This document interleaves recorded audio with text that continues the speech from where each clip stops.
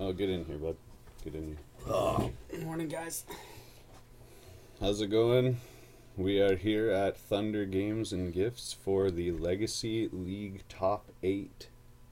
It's going to be a great showdown today. I'm Cody McCowell. Taylor. This is Taylor Brown joining me today. So in the first round of this best of 5 matches, or best of 5 games, we've got Zach Arbor Colossa, one of the Team Thunder members, facing off against Mackenzie Milton. What do you think of the matchup, just in terms of the players? It seems like it'll be a good one. Mac is very competent when it comes to Legacy, and Zach, he just plays a lot of Magic, so Yeah, Zach's should been be pretty good. Zach's been grinding hard lately. Gosh. It'd be nice to see how this one turns out. We've got the deck lists for both players here, and we're going to get to that in a second. Just getting the rest of the scoreboard fixed up. Gosh.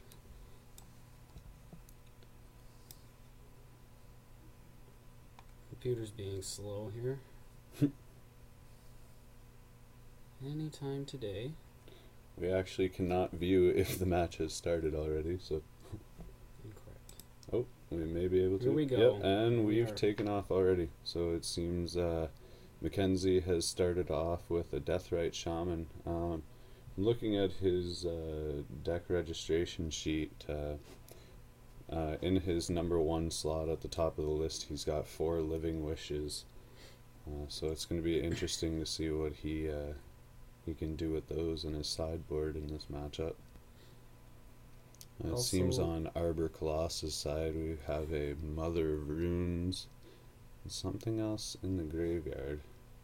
I assume that his land got wastelanded turn 1. There's a wasteland in Mackenzie's graveyard there. Oh, yep, that is correct. And his creature was swords by the looks of it. Stoneforge fetching out a jet. That seems pretty common. Yep, the GTA is coming out to play.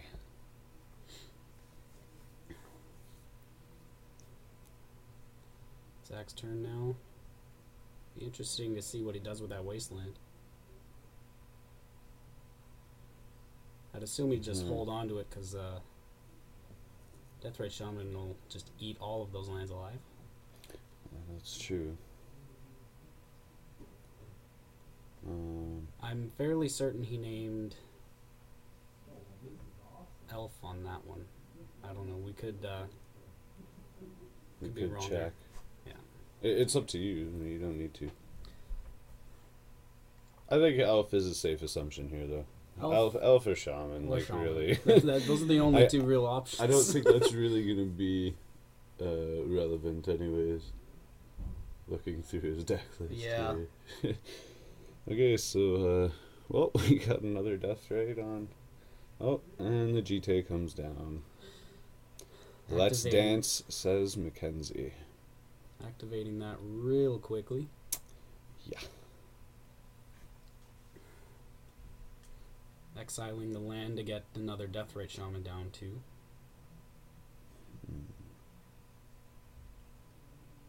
Having 2 in this matchup seems huge.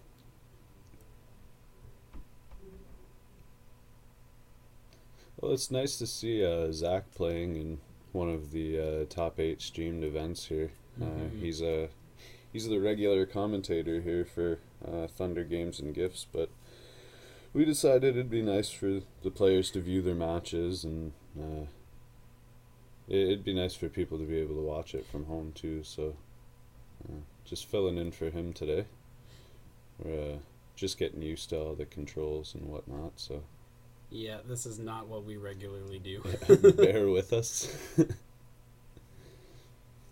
Well, Wasteland. there are quite a few Deathrites on the table right now. Yeah. Wasteland getting exiled for Spirit of the Labyrinth Yeah, there. that is a Spirit of the Labyrinth coming down.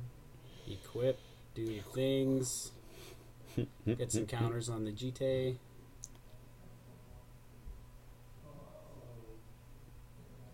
We'll see what happens next. Hopefully something good. He's just gonna remove those counters from the Jite and get rid of that Deathrite Shaman right away.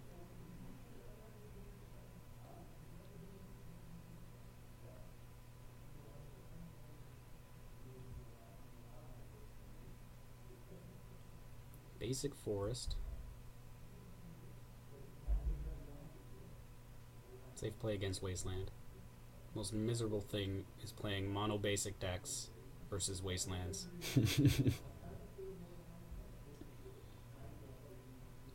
Here comes a green sun for 2. My guess would be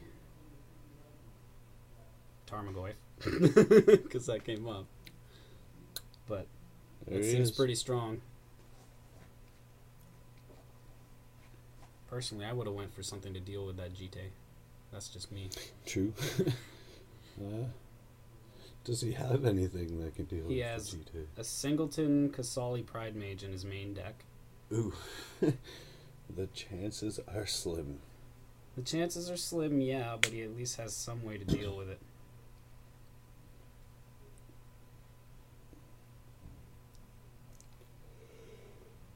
And he could have got it this turn and activated it as well. That would have been pretty strong. Although, facing down the other Deathrites, I don't think so.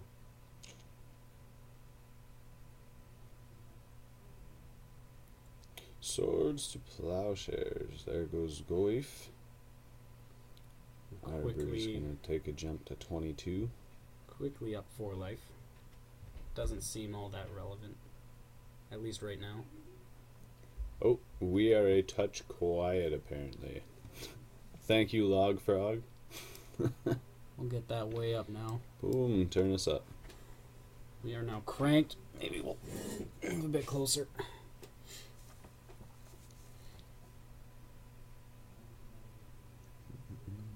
There's a Knight of the Reliquary Yep. for Zach. I believe he has 3 or 4 lands in his graveyard right now, so Knight is going to be pretty big. Oh, he Currently has only 3. 2. Oh, what is that? Oh, that's a Deathrite, sorry. Deathrite Shaman's gonna eat that. Yep. Flash in a Containment Priest. Oof. Only getting cast from hand now. Now,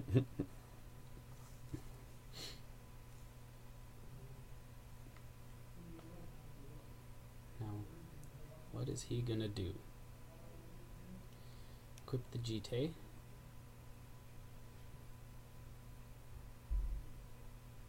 Zach chooses the block. Now I wonder... Oh yeah, he's going to. He's going to exile the land to shrink his Knight of the Reliquary.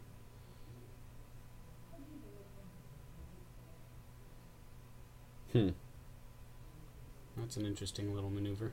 Zach thinking about Wasteland? Oh, he's going to exile it himself so he can get another mana out of it. Interesting. Very. Cool. What do you use on that? Huh.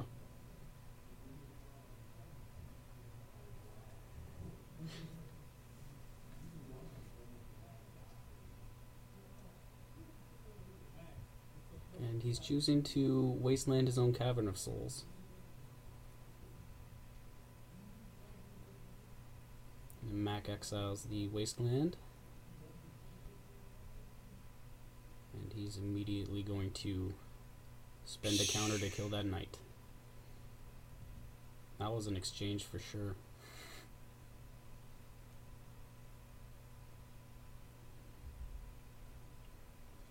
Gajuka Bog coming down, exiling Mac's graveyard. Ooh. Mac just drew a Thalia. I'm pretty sure he's just gonna jam. Nope. Equips and attacks. No blocks for Zach.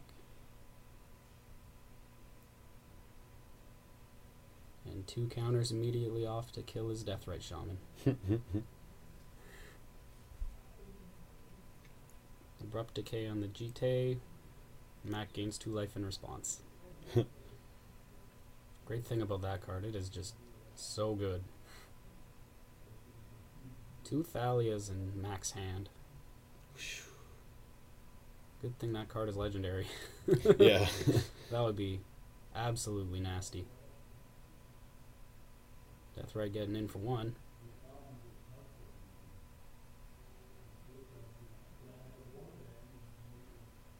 Oh. Stoneforge. Hmm. What is he gonna get? I would assume a Batterskull. Yeah, that's probably. There it is. Alternatively, he could get a Sword of Fire and Ice, which would not be horrible right now. And just start mowing things down. And that's exactly what he's going to get. Good read. Let's hope he doesn't get that Stoneforge Mystic exiled or killed or something. Mac exiles the Abrupt Decay, draining Zach for 2. Ooh, Maelstrom Pulse. Too bad that cost 4 because of Thalia. I mean, does he have any options with Deathrite? He has Cavern of Souls left, but I don't think he wants to use it yet. Yeah. He's just gonna swing. Zach will take it.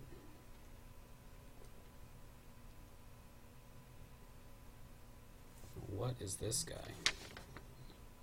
Peacekeeper, maybe? Good chance. What is this Peacekeeper card? Taylor's going to give us a look at Peacekeeper. Peacekeeper's not going to be relevant anymore, but we're curious. We are definitely curious, that's for sure. I think that's about the only thing on either of these lists that we both don't recognize, so... Oh, Zach's going to drop his draw, reveal its land, and just throw it into play. Because, well, why not?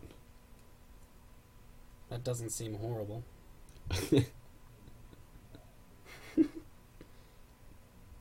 The Peacekeeper is exactly what that is.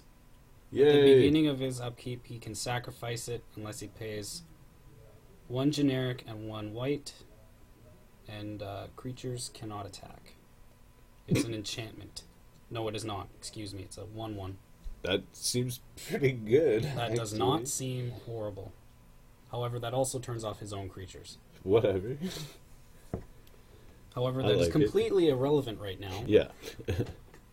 And we're going to have a Mystic throw a sword into play before getting exiled. Coming in for the boops. Oh, yeah. No, I think that was a double exile. Oh. No, it was not.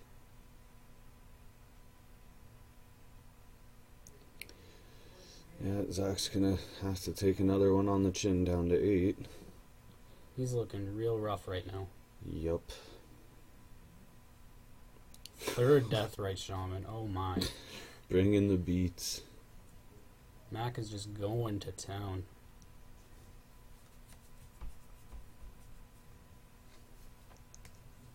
There's been a few Thalia triggers missed, yes. Thanks, Logfrog.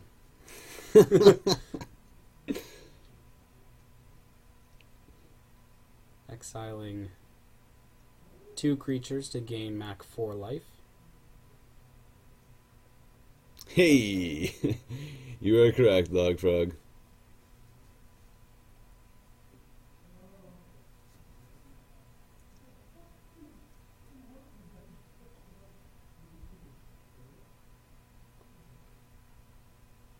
Oh, there's some more missing. Should we... We should definitely probably intervene? go intervene on that. Get there, yeah, get there.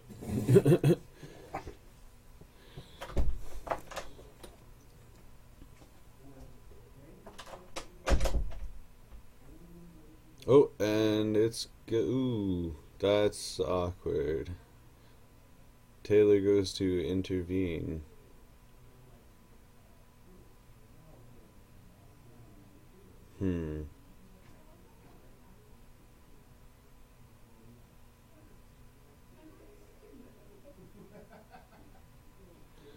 Alright, well, looks like we're going to be going to game 2. Mac takes that one handily. This is player one, yeah. Yes. Do you know how to bring it up? Oh, yeah.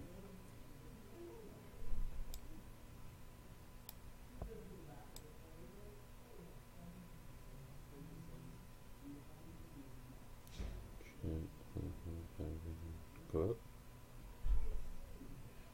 I don't know. Please bear with us, everyone. Yep, we're just figuring out how to get the scoreboard up for you guys.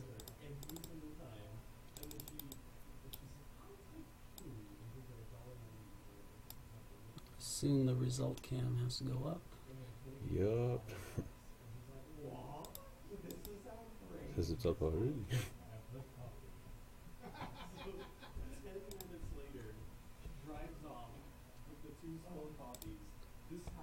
I definitely do not want that.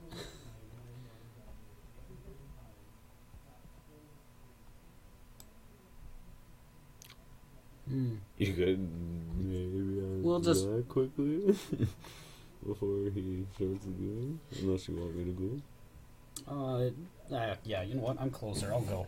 Okay. Seems like a good idea.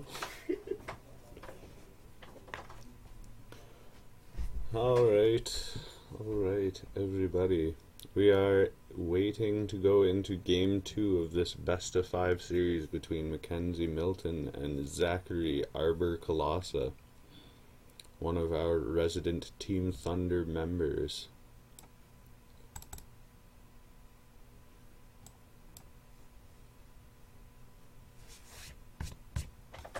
Okay, pro tip of the day. Pro tip of the day. What is it? Mr. Taylor Brown is back. Round info. Ah, there we go. Results 1-0. There we go. Save. Ah, there. That's all. Now we gotta go back and take whatever this was and save that, so it doesn't matter. Beauty. Round info 1-0 for Mackenzie. Alright, so do we want to check out some sideboards right now? We could very well do that. Let's start off with Hey. let's start off with Zach here. Alright, so in Zach's sideboard, what do we have, Taylor? For this matchup, I would assume Pithing Needle seems very strong. Shuts off Deathrite Shamans, the Jite, Wastelands, quite a bit.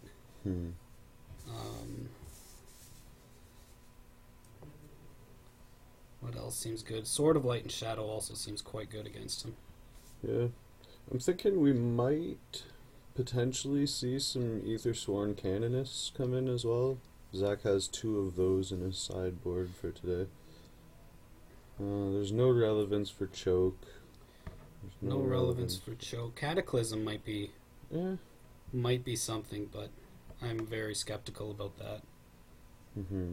Other than that, Zealous Persecutions. Nile Spellbomb could also be really good too. Indeed. Especially if Mackenzie gets the loam his stuff loam engine going. Yeah. I don't know if Zach will anticipate that. Hopefully he does. He's only got a 1 of in his sideboard here, but it could happen. It would be nice to see in game 2. It also completely shuts down the Deathrite Shamans, but it's a Deathrite Shamans turns off Goyfs. It's a price to pay. Yeah. Well, we'll see what he goes with. As for Mac, I can't assume that he's going to be siding in much because of Living Wish. What he does, he gets to tutor up a creature from his sideboard and put it into his hand. I think it's any card, is it not? No, I'm fairly certain it's creature. Oh, really? Let's ask the Almighty Oracle. Checking it out. Anyways, in Mackenzie's sideboard we have... I actually can't read that one. What's the first one there?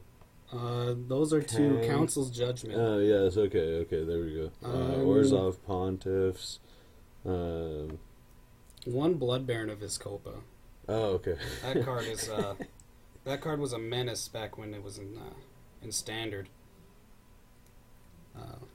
Other than that, I could see a Kasali Pride Mage being sided in. Possibly the Mazavith.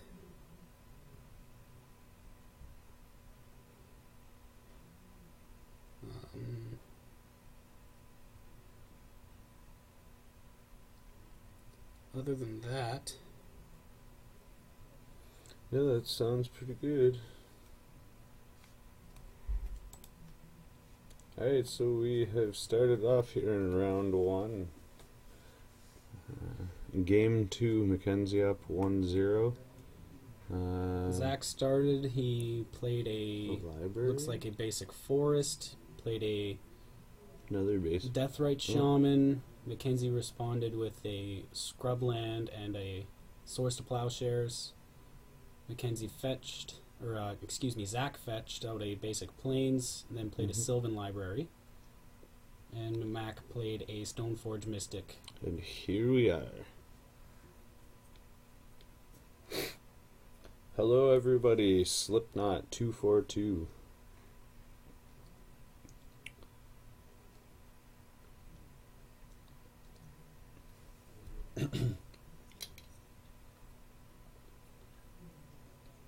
The Stoneforge Mystic from Mac was very quickly dispatched with a Swords to Plowshares.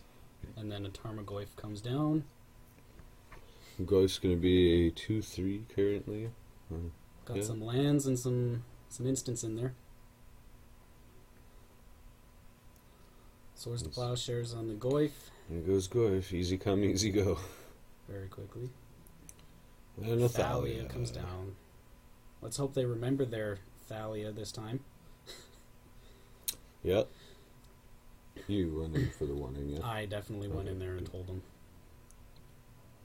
Deathrite Shaman, very good card in this matchup.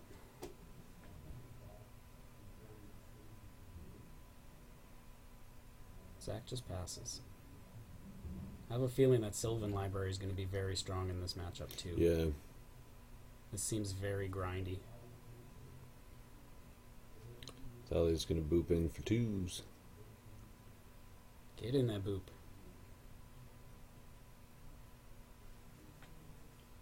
There's an Abrupt Decay for Mac in his hand, along with a Menriki Gisari. That's quite interesting. Was that? It's an equipment, and you get to tap it, or the equipped creature. I'm not sure which one is which, but it destroys. Easy come, easy go on the GT. It destroys opposing equipments. Oh, interesting. What is it called again? Menriki Gusari.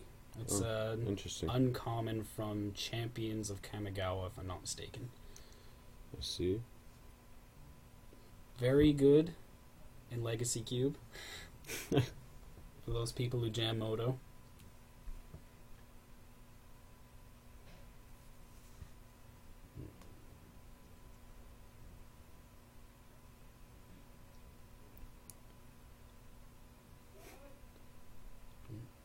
Oh, and Judge we has been have a called. judge call. I'm wondering what it is here.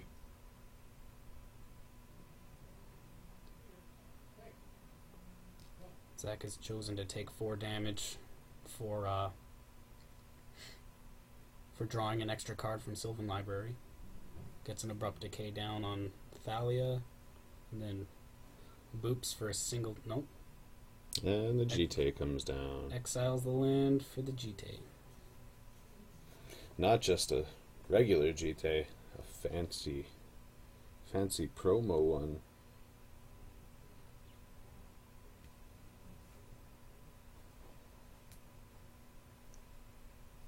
Nope. Living Wish chooses a creature or a land, which is true. very strong. Yeah, it's definitely relevant as he has a Caracas and Mazavith.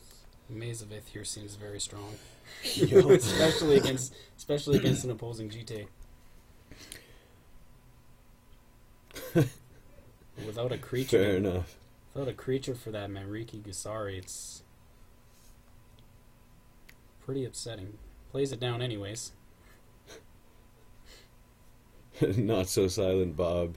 I don't think everybody has one of the promo GTAs, but fair enough. I most definitely do not have one myself.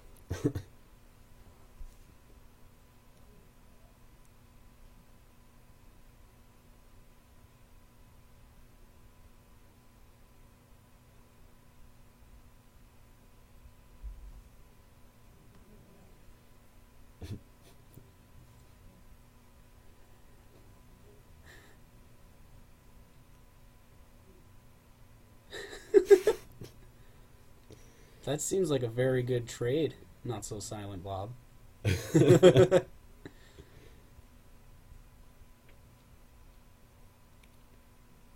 Nice. Oh, the Manriki actually does not need to... Oh, yes, it does. Excuse me. He does need to have a creature to equip it to. It equips for 1.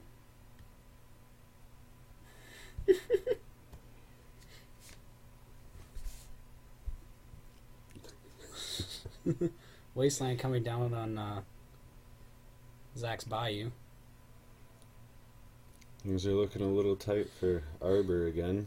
And Throws out a knight.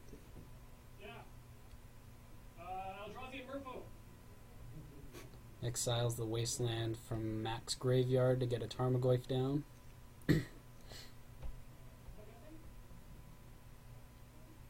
Just counting up what how big Goyf is. Seems he's a 4/5. That's pretty good. Twould be a 4/5.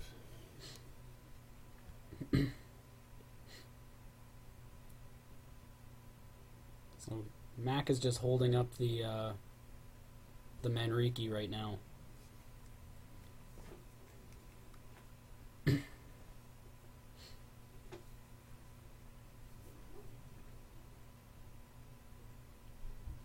Oh. And a mom. Mother.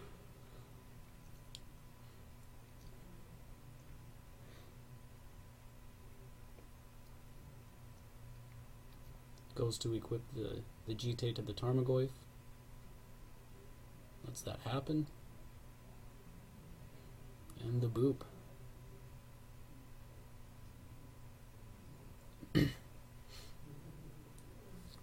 Chooses to block and then blow up the opposing GT.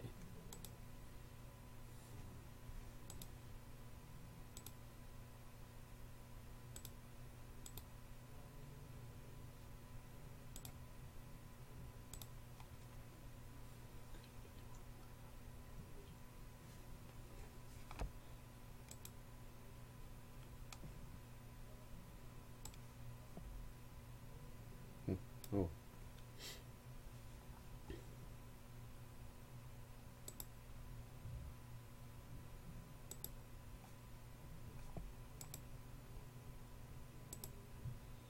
Alright, so we're going to be going to game 3. Looks like Mac took that one.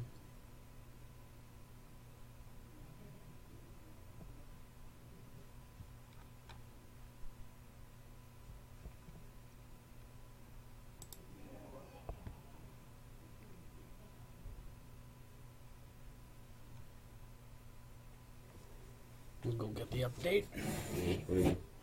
For what? See who won. Oh, we got it. We're good. We're good.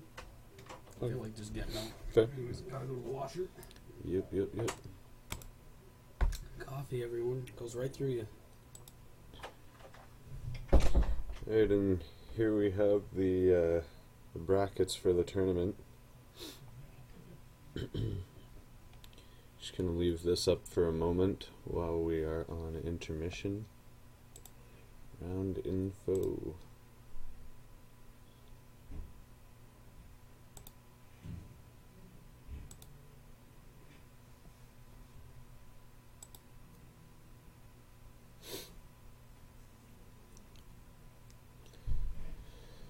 Have a few other leagues going on here at Thunder Games and Gifts. Just gonna cycle through some of the standings we have. our local players.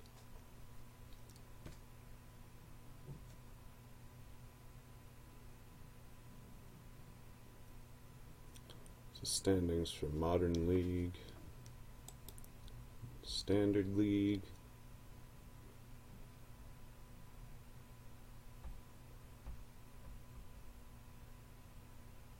and here are the final standings for Legacy League.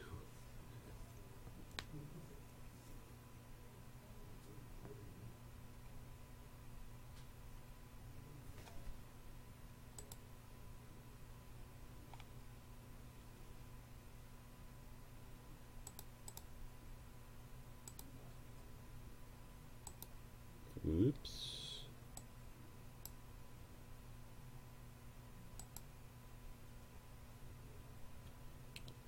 And here we go. Game 3.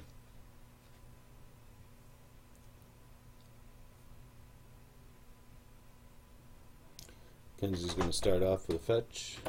You get the scores right. Get the scores right. I'll go check.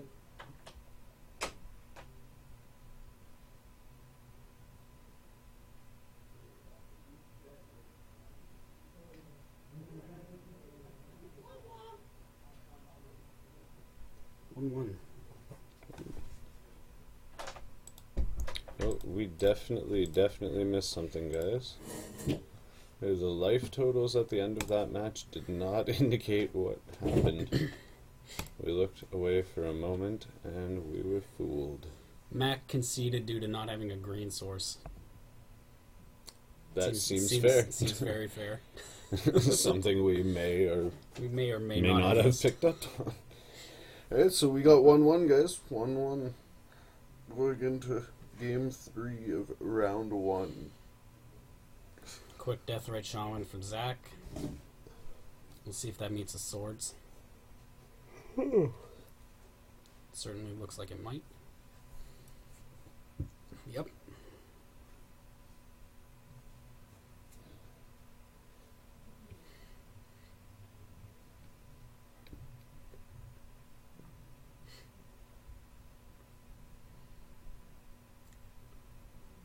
Wasteland coming down.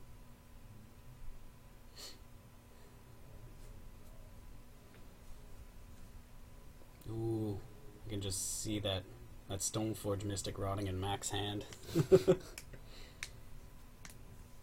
a very timely Wasteland from Zach. And Thalia comes down. Wah, wah. Deathrite Shaman with Mom Protection. Wasteland's Caracas. See ya. Very promptly. Got to make sure that Thalia can't be In a Dryad Arbor. be saved. Thalia's gonna boot for 2. Block and protection. Seems good. Seems very good. That may or may not have been a misplay. May or may not. Let's see if He's gonna exile probably the Wasteland. see if Zach can recover from losing out on a Thalia here. He may or may not be completely on the back foot now. Just a little expediting here. Green Suns for 1s.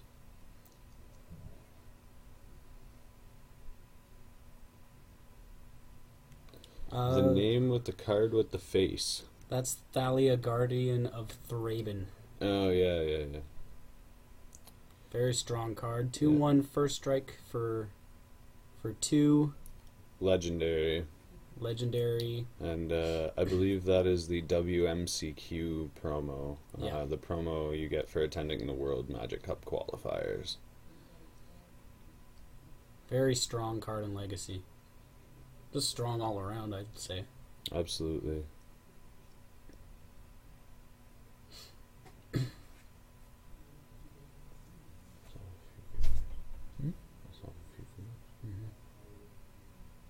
Next time we go back, I've got to check.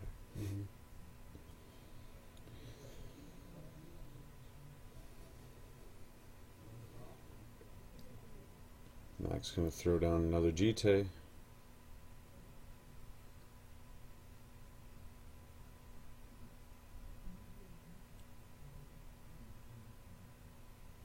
be interesting to see what that what Zach does with that Dryad Arbor.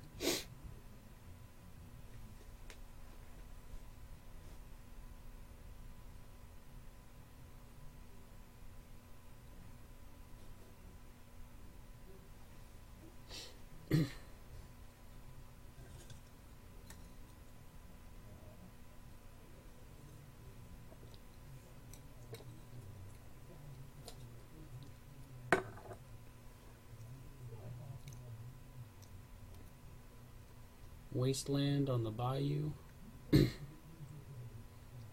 Promptly gets the fetch land.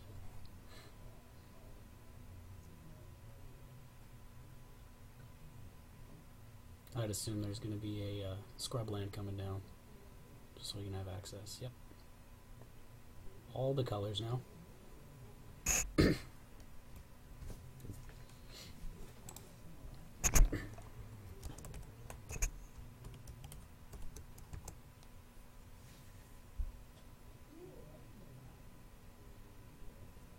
Jite equip and boop. Gets a counter put on. Looks like Zach took one and then minus or take off a counter to kill that Dryad Arbor.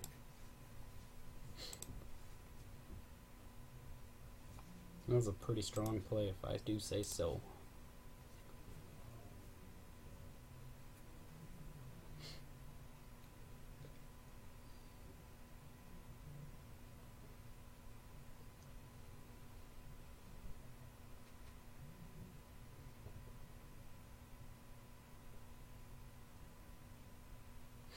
Just thinking here. Just gonna turn the shaman sideways. Exiles a land, and Mac responds by exiling the land so that Zach cannot get the land, or the mana from it.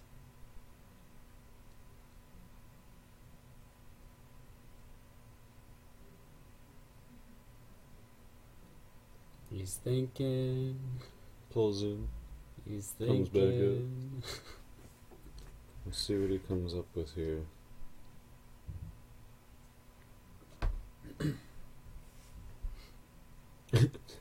Max seems to be throwing a little bit of taunts Zach's way. He's like, just rocking. Hey! He's giving him the guns. There's another Thalia.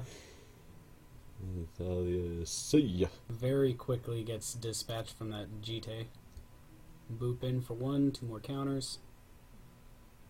Just removes them right away to get rid of that death right. Did Zach correct the life total there? Seemed like he hit it, but I don't think it went down. I'm pretty sure it was 1819. Oh, okay. My mistake.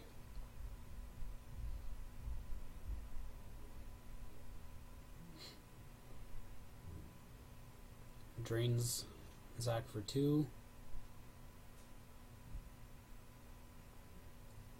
Glyph is now a 2/3.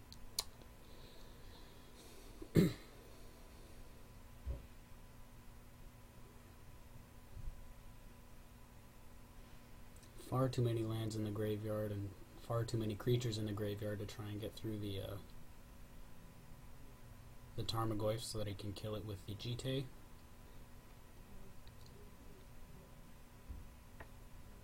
He's just going to move the Jite over. Put it on a Mom.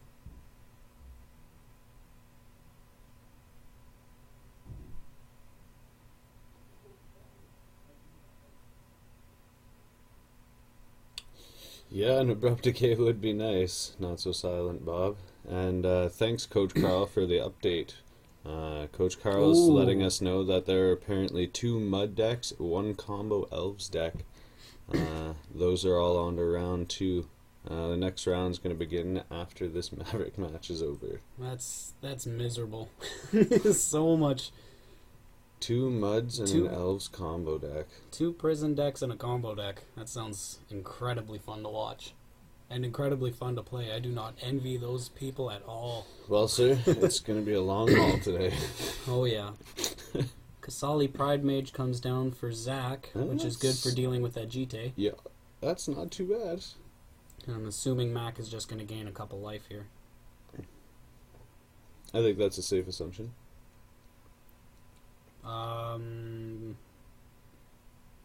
Yep. That was a really good draw for Zach.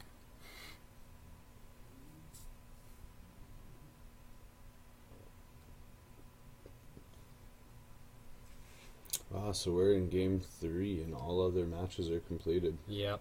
That's interesting. That's the fun part about Legacy. Matches either take a whole long time like these ones, or they're done in 15 minutes.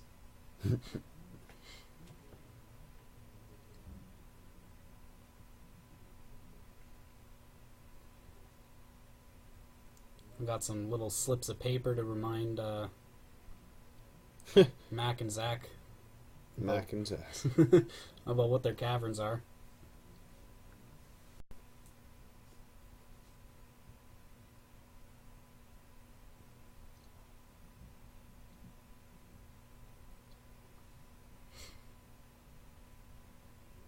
Here comes another Sworn Canonist from Zach.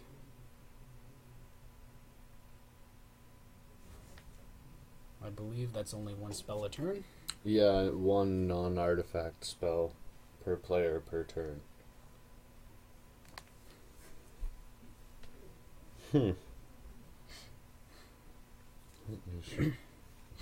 There's a Thalia for Zach, or Mac, excuse me. Similar names are horrible.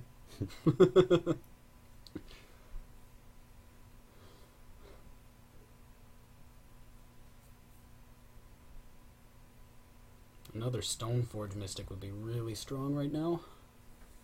He's just going to get in there with the Knight.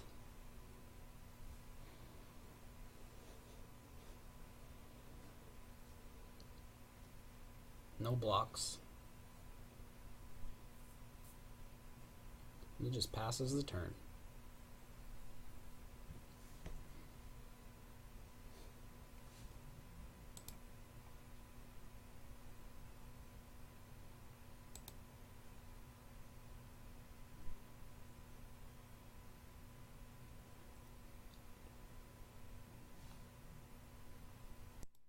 Do you know who's playing the mud decks?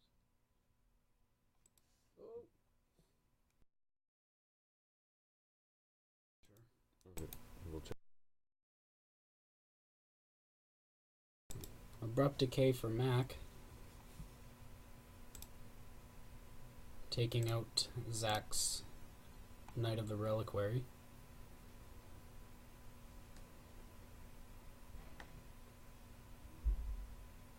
Drop some cards. Another boop. Zach blocks.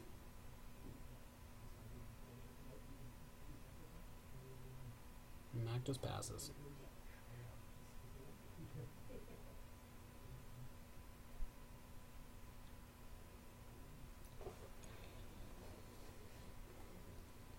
There's another mother.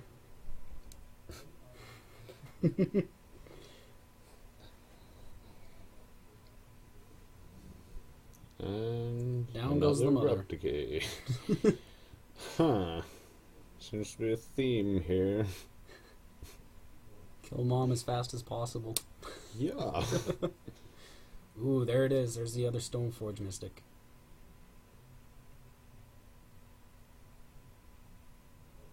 Boop. Is Zach going to take 5 here?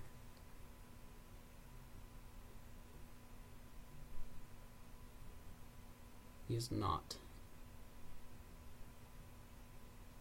Thalia seems like a good play as well.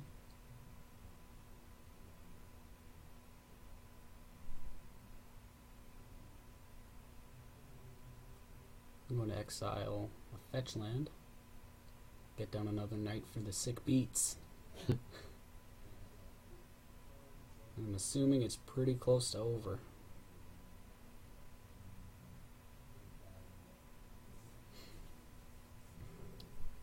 Another Ethersworn Canonist.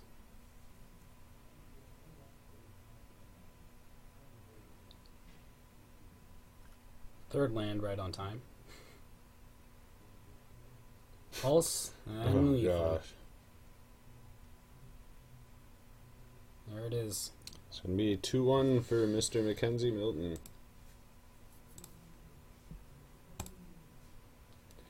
On to round 4. In the interim, let's show you guys the final standings again for Sunday Legacy League. 6 of 6 weeks completed. You are watching the final tournament showdown. Max sitting strong up there. For no other reason other than he's very good at Legacy. Same with Ryan Hampshire. I'm gonna go ahead and say that the Elves combo deck in the top is probably gonna be Trevor. Good chance of that. I say I can see maybe Adam and Ryan playing Mud today. Yeah. Ryan for sure. Yeah, Ryan. Adam is definitely not on No. Mud. No. Who's the other Mud player? Do you think? It might be Quinn. Quinn's playing something like Weird Eldrazi. Yeah, I'm Quinn not sure. is. He could be on Mud, but that doesn't seem like a classic. I'd assume Chris Nielsen's on Miracles. So. Yeah, that's his flavor. It depends what Sebastian's on too. He might not have played Infect today. I believe he's on Infect. Okay. Adam is playing Who's the other Mud player? either Shardless Bug or Bug Delver. So it's probably Nielsen then. He didn't play. It could be Quinn. Oh, we'll have to check it out. We will in fact check. I'm actually gonna go check right now. Sounds good. Going to inquire.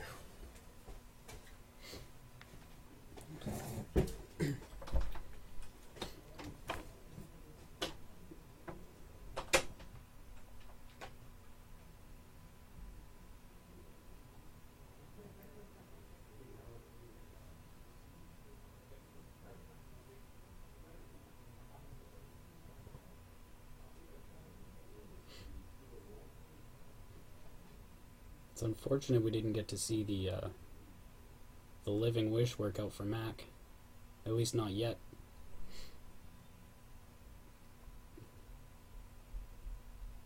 He could very well have just sided those out and went for a Maverick plan like Zach is going for right now.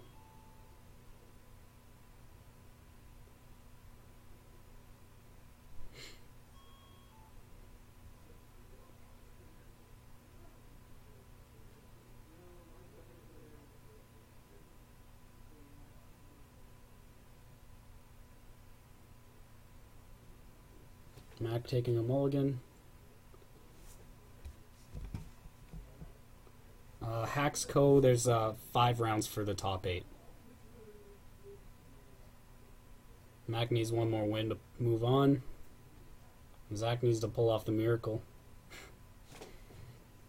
With a comeback grinds.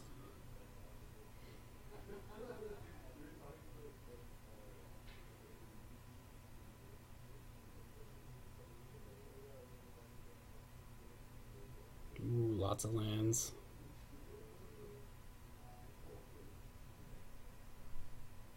Looks like he keeps Deathrite Shaman on top.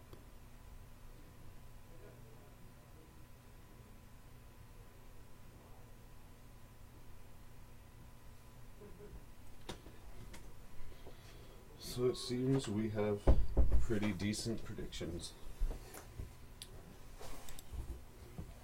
For the rest of our bracketing, we have, well, who was the 2-7 game first?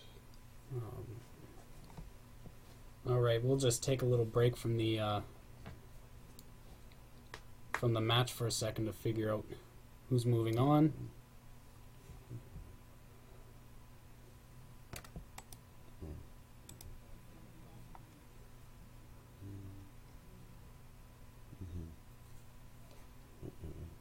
This is what we're watching now. He won. So 5-1. So that's for top 4. No.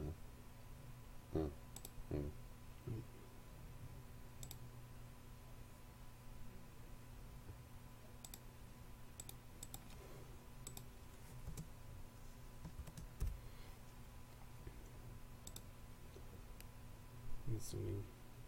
Yeah, and Trevor. And then Trevor. Yep.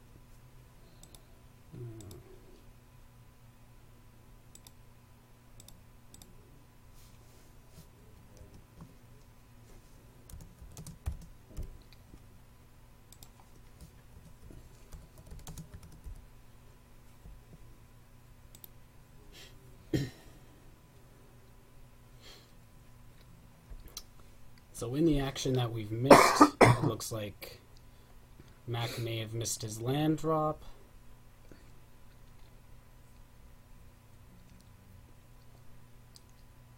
And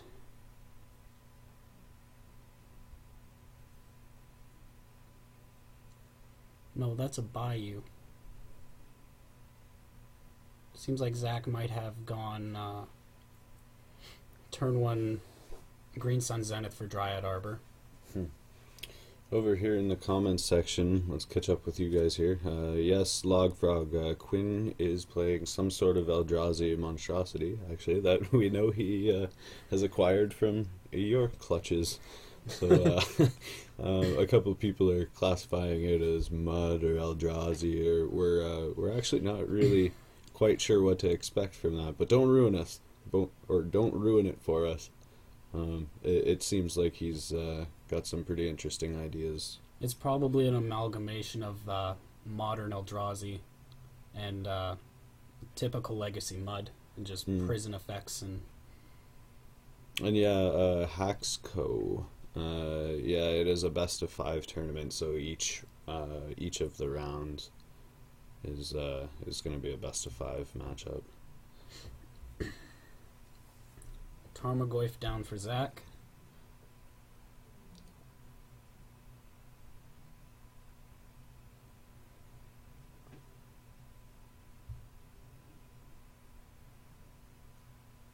Getting double all of the colors. Throws down a Knight of the Reliquary. It's only a 3/3 currently. Completely trumps the Goyf.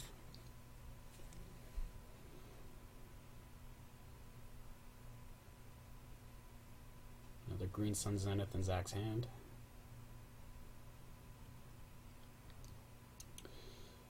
Zach is just coming off of a nice finish yesterday. Himself and I and a couple of the members of the team, including Quinn, traveled to a preliminary Pro Tour qualifier in Duluth yesterday. He had a very, very strong start. Was playing some Mardu Green in Standard, and just came up just a little bit short in the semifinals, but let's see if he can bounce back here and force a game 5. There are 8 players. This is a top 8 tournament for Griller 666. Frank LeBlanc also came with us and is commenting. He also made it to the semifinals, another member of the team. So, Coach Carl, that Plains is beautiful, I must say. Is that... Oh, yeah, that's an altar by Hootbot, our resident card altar specialist. Green Sun Zenith for 1 from Zach, gets a Deathrite Shaman, then he casts Athalia. I'm pretty sure you guys can look up Hootbot on the internet if you're interested in card altars too. He has some pretty nice work, I hear. He does some very nice work. I personally have a few of his altars myself. As do I. I have a Terminate that is in my cube, and it is fantastic. It looks awesome. Get an account on Goyf here. Goyf's going to be a 3-floor. I just say 3-floor? 3-floor, everyone. It is a 3-floor. Yes. He had one too many tequila shots. No. 3/4 Goyf.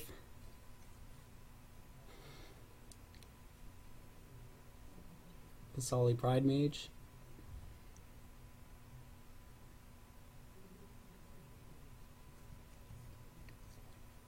attack for 4.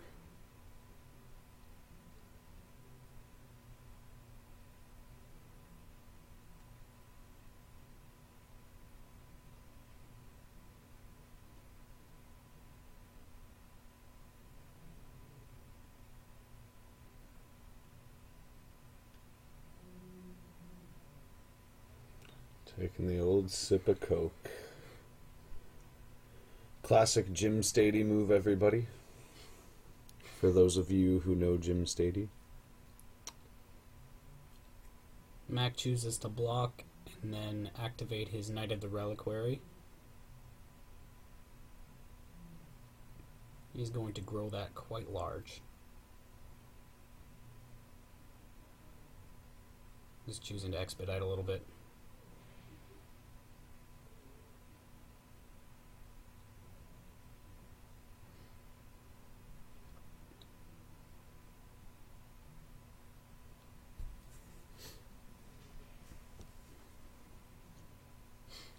I believe that turns his Knight of the Reliquary into a 5/5. It seems pretty strong. That does, in fact, kill the Goyf. Mm-hmm.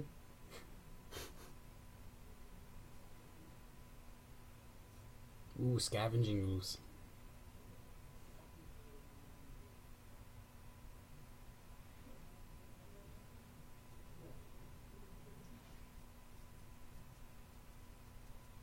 Losing a life from that fetch.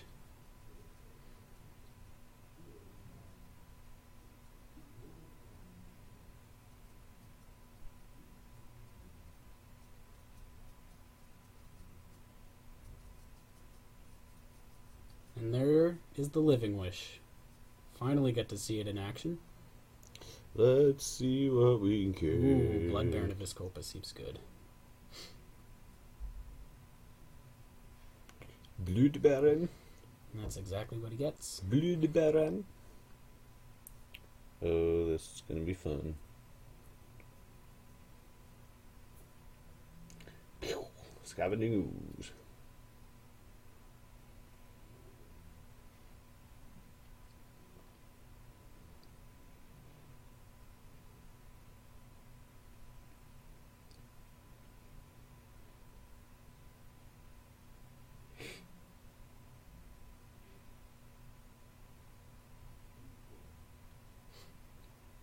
There's not much Zach can do facing down a 5/5 knight. Not quite. But he is going to boop. Gonna get in for 2. 3 because of the Exalted trigger. Yeah, that is true. Exalted. Oh yeah, I guess that's a solid drama. Yep.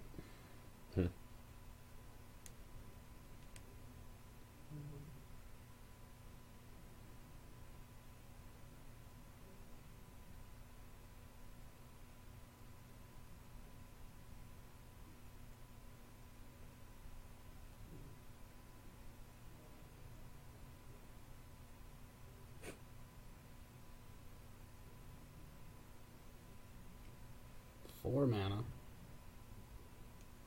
for Sword of Light and Shadow. Boom. That does not seem terrible right now. 6th land for Mac. And he's just going to jam that Blood Baron of Vizkopa down. Blood Baron?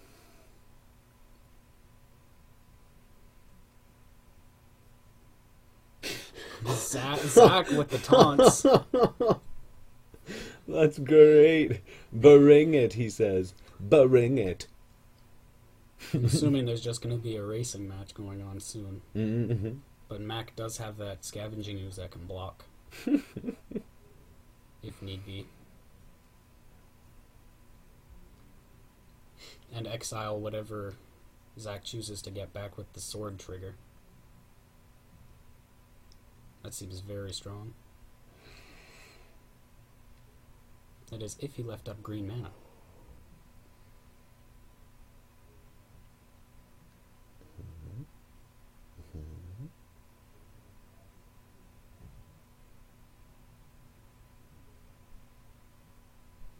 Aethersworn Canonist down for Zach. Equips the sword onto the Dryad Arbor. Sneaky, sneaky. And he just passes.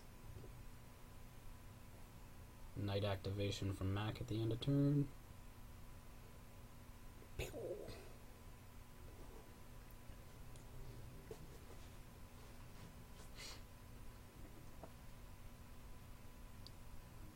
What is he going to get? Horizon Canopy. I'd assume he's going to sacrifice that right away and draw a card. Yep.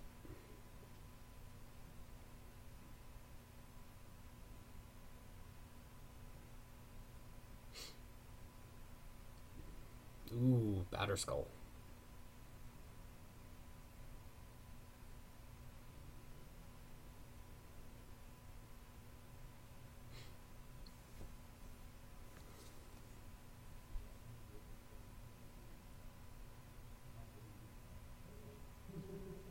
Mac just passes.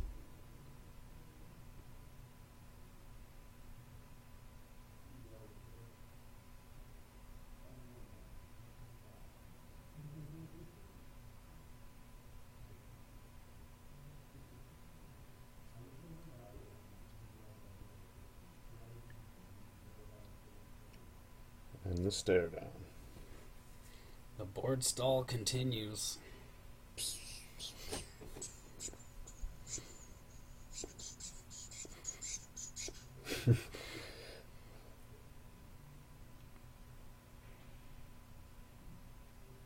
He's thinking.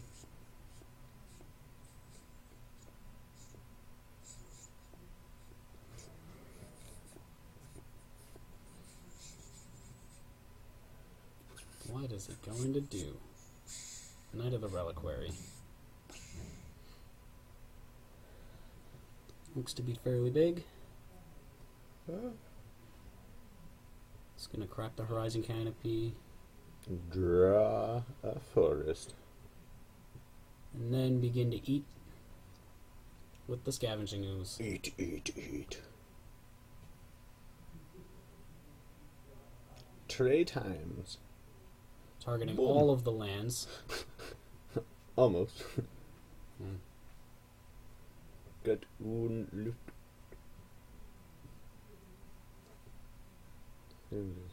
Put 4 cards in the graveyard there. I don't know what the other one is. Hiding. He's hiding it. He's being sneaky over here. Night activation. I think no. Probably knows. This graveyard. Gets the Wasteland.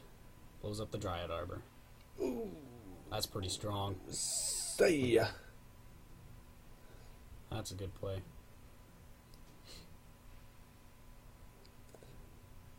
He was just punched very hard. Mm-hmm.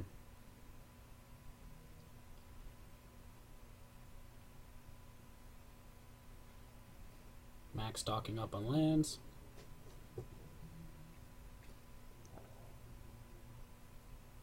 We'll see what he decides to do.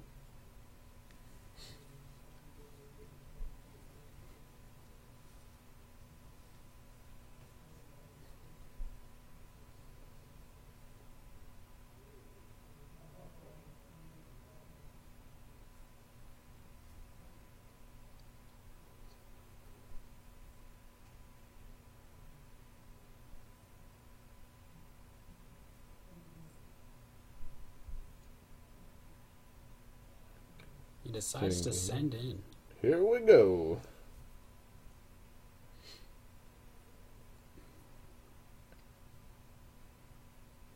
Or decide to block. Mac will gain 4 life. 19. Apparently Mac does not know how to work the tablet.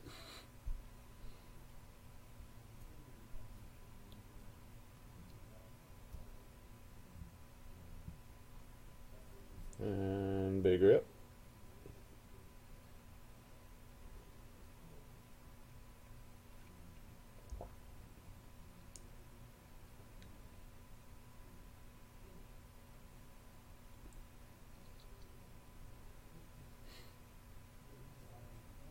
Zach seems to be in a lot of trouble.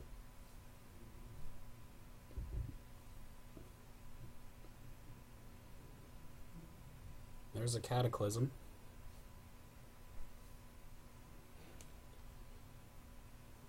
We'll see if he decides to destroy all creatures or all lands.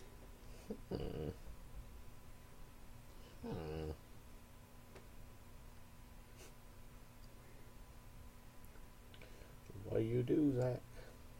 What you do?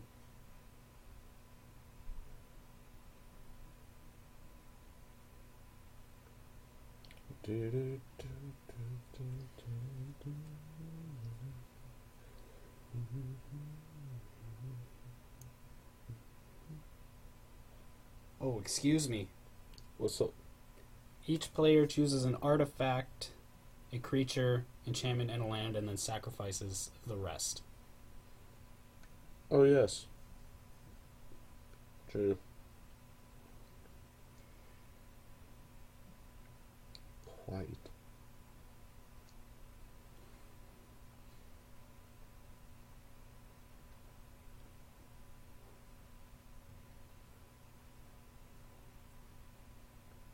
He's going to choose to exile 3 lands with the Scavenging Ooze.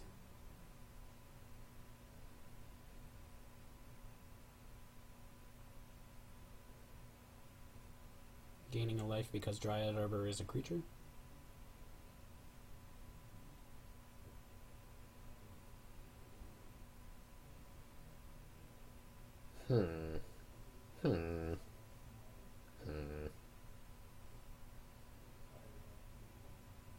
And a Wasteland. That's pretty good. Yeah. I wouldn't be complaining either. Oh yeah. This gonna be a grudge match. Oh, is it ever?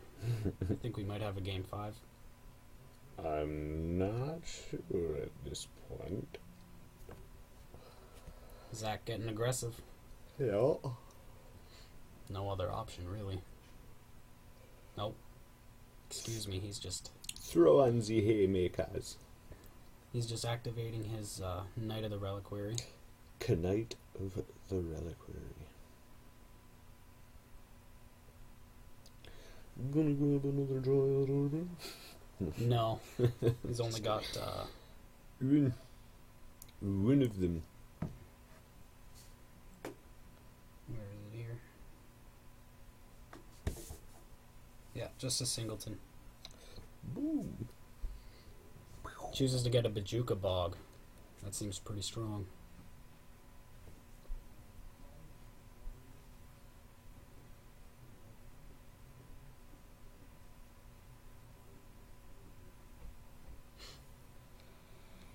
I think. Bajuka Boog. Bajuka Boog. We're gonna go 25 Max days. sends. Send in the team. He's going to equip. That is a big swing for Zach. What sword is that again? Sword of Light and Shadow. Sword of Light. So what it does is that Zach gets to choose a creature card from his graveyard to put into his hand, and he gains 3 life. Seems alright. Seems pretty strong. He's gonna get the goof. I think, yeah. Choosing Tarmogoyf. Ooh, Seems fair. Can't Ooh, Clutch Plains.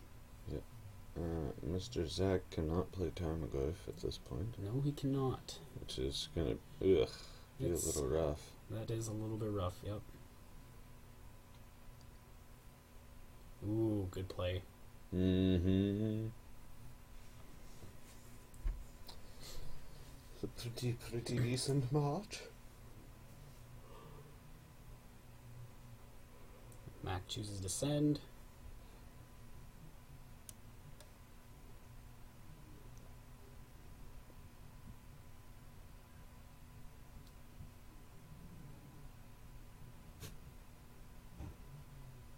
He's only really dealing 1 damage a turn, but there's no real point in keeping it back to block.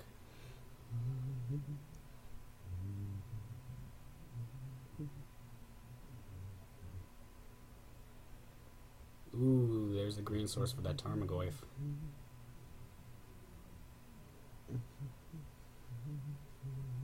A little bit of a boop. I'm not gonna do a darn thing, Mackenzie says. He just chooses to take a whole lot of damage. Come at me, bro. Zach getting the Kasali Pride Mage back from the sword. Verdant. Slams it. Choosing the Savannah. Seems relevant. Oh, Mom pops out to play. Oh my. Whoop. There's the Goyf. The goof. Pew. Black him all day. There's the Manriki. Using a crack with fetch now. That's like the name of that card. Manriki. Exposing a land. Ooh, he does have a basic swamp in Ooh. there. A basic swamp.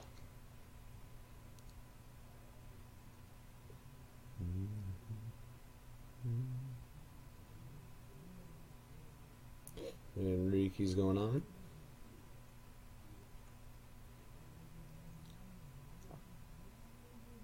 Rip. Ooh, another land.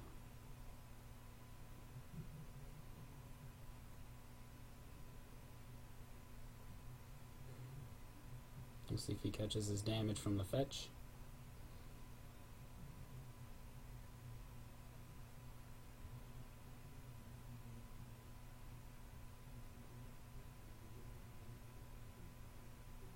Ooh, GT on top of that. That's devastating. He's gonna be good. Oh yeah. He's just gonna choose to blow up the sword now. Swad.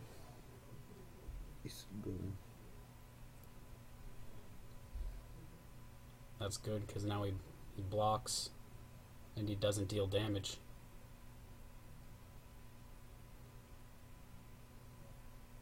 Ooh, there's a misplay right there. Protection from white, so there's no counters put onto the GT.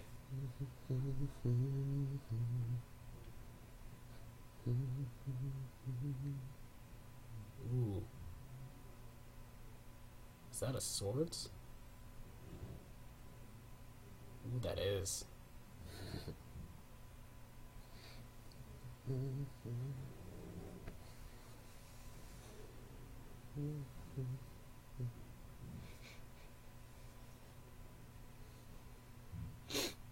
There's the Pride Mage.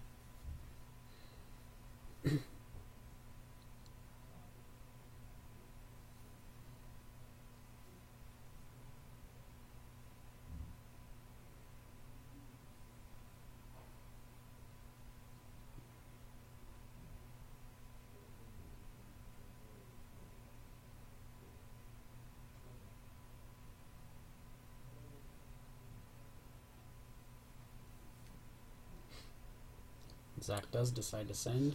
Coming in. Believe it's 5-6. That's what it says, yep. Boom, boom.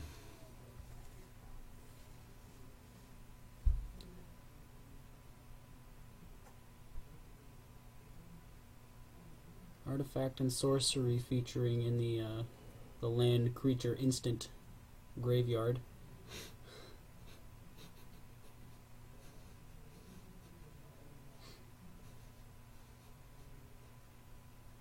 And a Deathrite Shaman coming down. He's just gonna Manriki the GT here. Mm-hmm.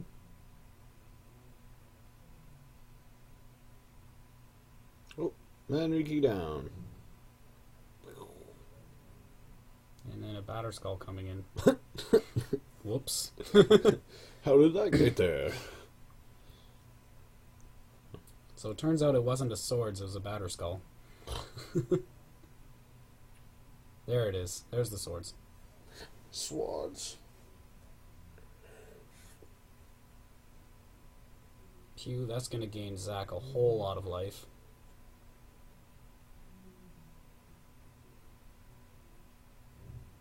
Ooh, but it shouldn't be in the graveyard.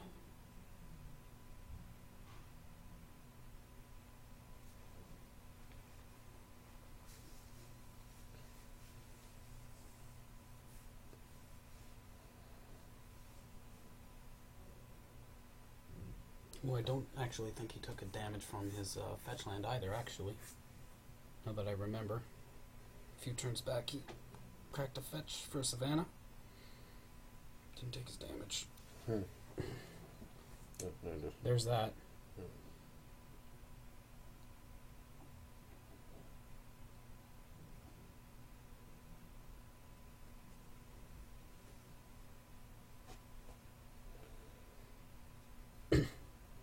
He's just taking a whole pile of damage.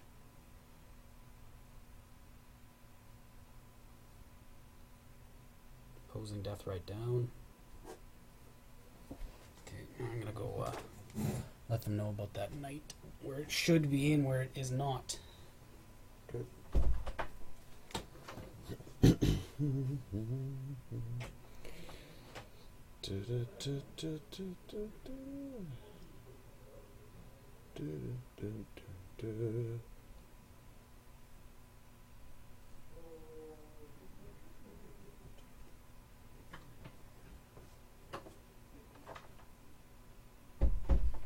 Because that is relevant.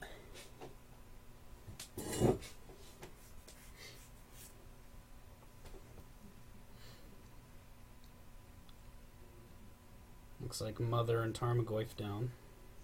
I'm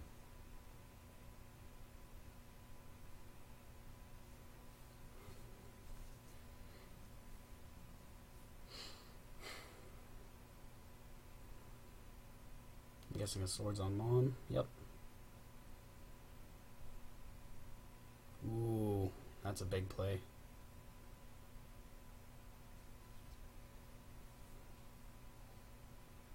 Come on in. Come on over, come on in.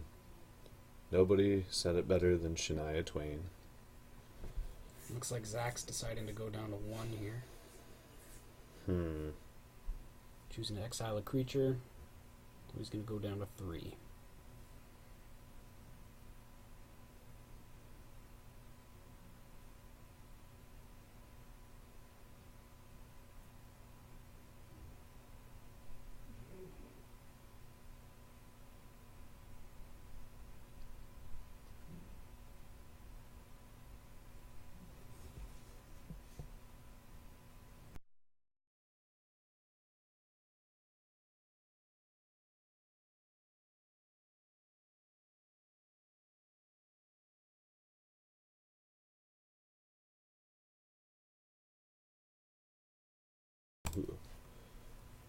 Alright, and a Mom back down for Zach.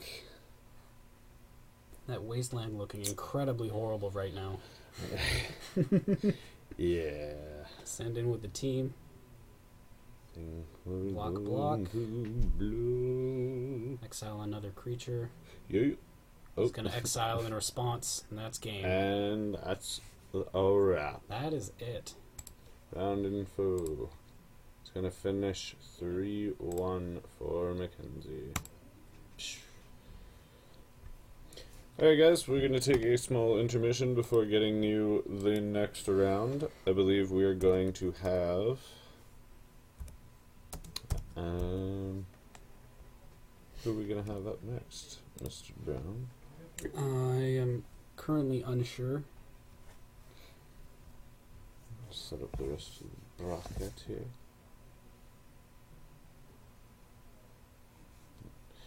We're going to switch over to the top 8. It looks like we're going to have Mr. Mackenzie Milton and Quinn O'Grady on stream next. Should be exciting. Get to see Living Wish versus Mud. Oh, you have Max already. Eh? Yeah.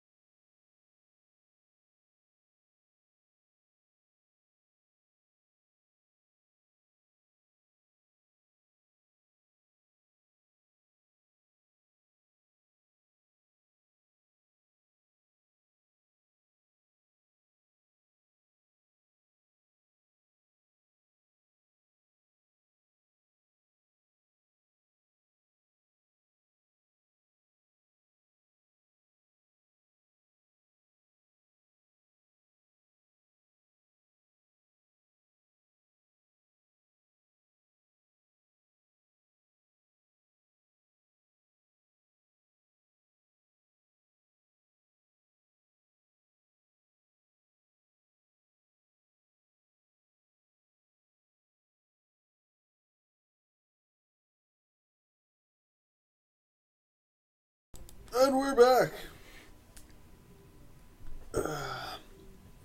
Oh my. Well, we might see Mackenzie Milton again, but we're going to turn the corner a little bit and watch Ryan Hampshire versus Trevor Curran. In this semifinal matchup, we have Mud versus Elves. And it looks like Ryan is mulliganing to 5. That is not going to be a great start. He's choosing to... Trevor is also mulligan and scried, I believe. Cavernous Souls, naming blank. I'm going to guess Eldrazi on this one. Boom! Let's say Eldrazi. Because Ryan's got the... Reality Smasher, He's Thought got- Not Seer. 4 each of Thought Not Seer and Reality Smasher. It's got an Ulamog chilling in there, too. Cavern naming Eldrazi. Yeah, we got it. No shit. Nice. Well, he also does Golem and He's not going to name Horror. And don't forget Dragon. 2 dragons. No, 1 dragon. Steel Hellkite, what's that, a dragon? That is definitely a dragon. Okay, cool, yeah.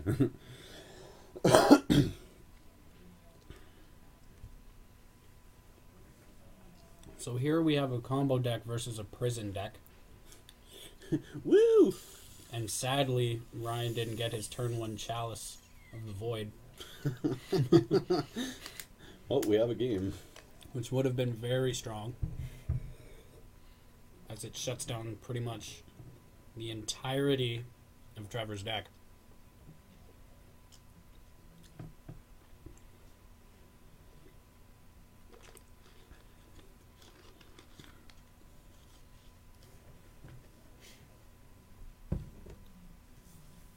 Thought Not Seer coming down for Ryan. 2 natural orders in Trevor's hand. Plus a Wirewood Symbiote, a Quirion Ranger, Elvish Visionary, and a Green Sun Zenith. Seems like a pretty good hand.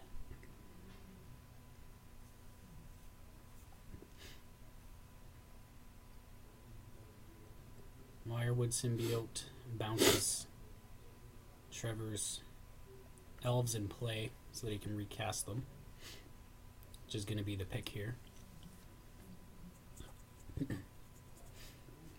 Trevor getting that second crucial land now.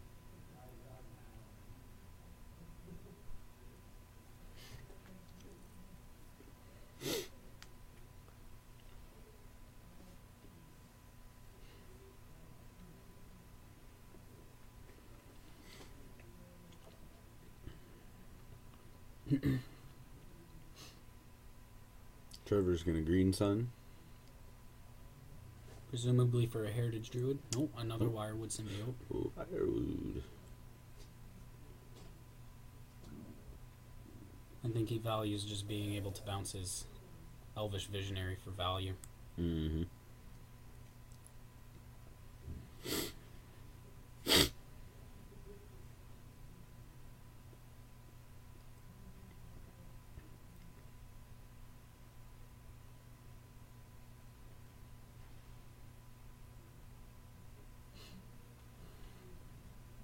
Ryan's going to jam the Lodestone Golem. That makes non-artifact spells cost 1 more.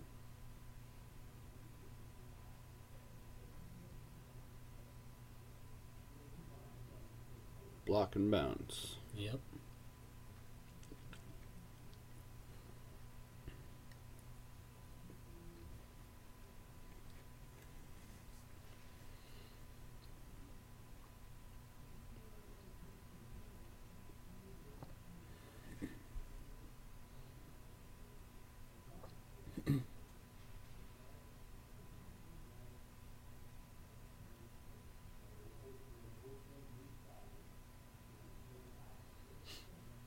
Two mana for Quirion Ranger.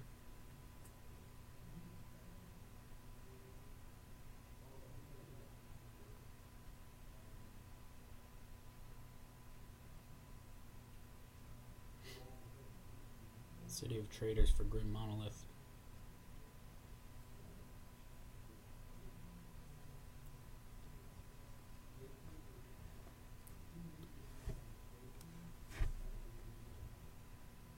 Zishy, yes, it is half mud, half Eldrazi.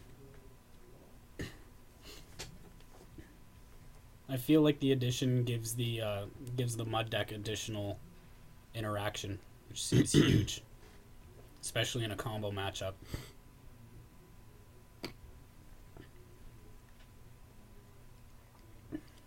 And it's already on the big mana plan anyways, so.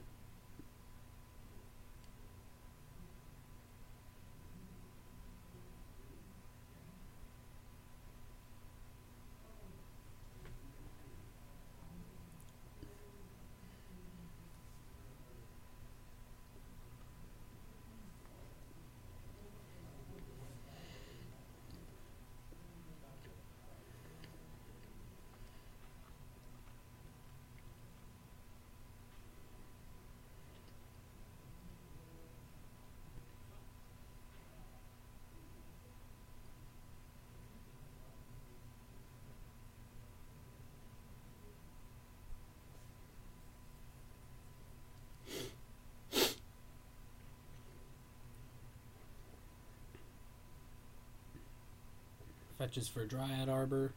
He's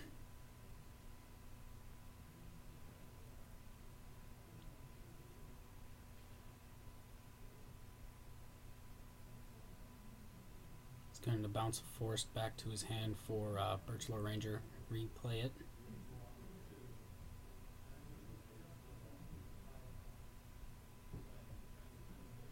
And the Sentinel. Nettle Sentinel.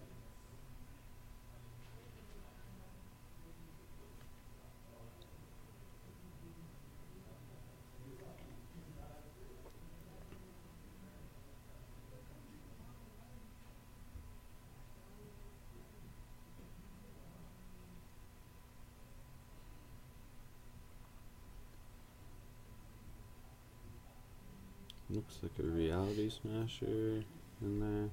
Yep. Couple lands. He's just going to boop for 7, excuse me.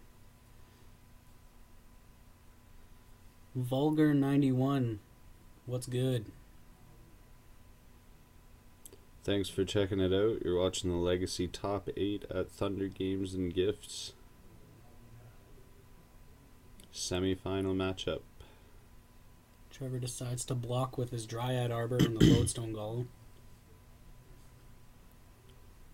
Just munch 4 damage.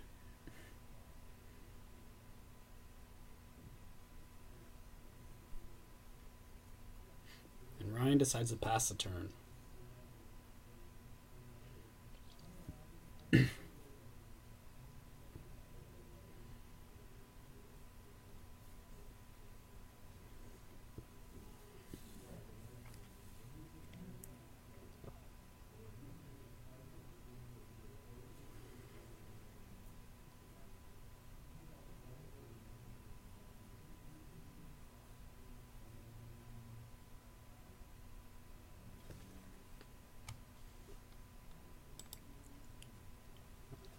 Vulgar 91. The other ones in the semifinals are Quinn O'Grady versus Mac. Yeah, Mackenzie Milton. I believe Quinn is also on like Eldrazi Mud Plan, and Mackenzie's on Living Wish.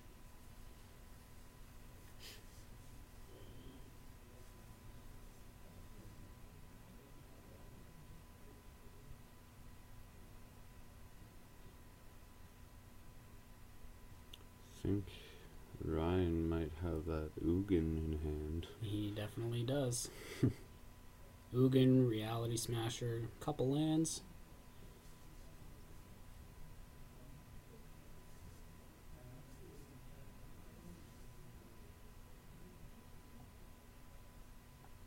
And another Lodestone Golem in hand for Ryan. That seems like it might be a sweet play.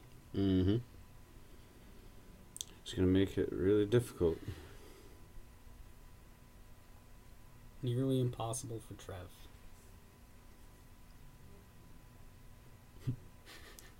Pikachu giving us a little shout out. A little cameo appearance there.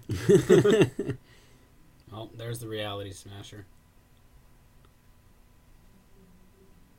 And the Sideways.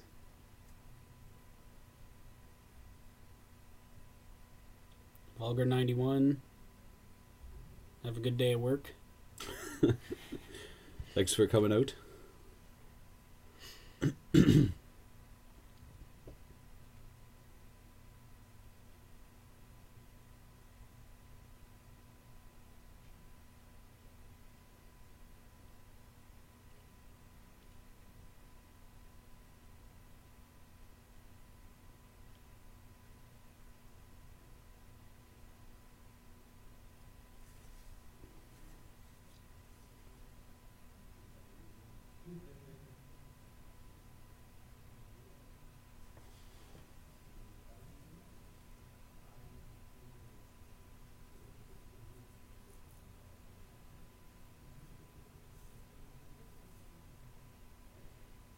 It's going to choose to bounce the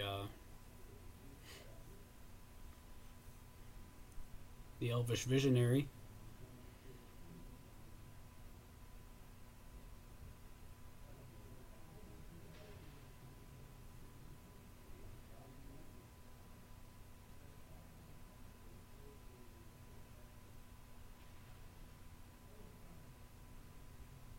On a wirewood. That's a Wirewood, yep.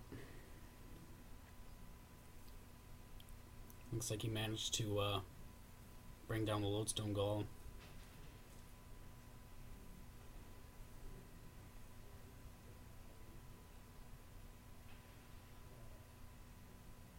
Green Suns. Green Sun Zenith for 0.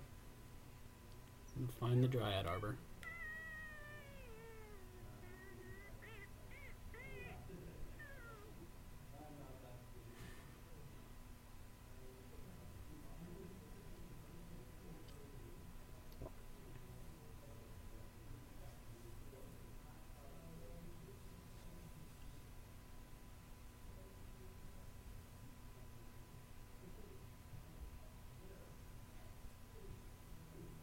He's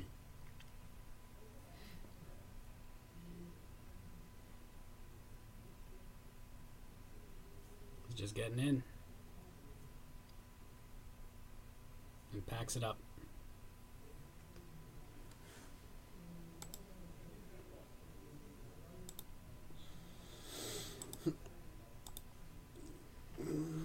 And that's that.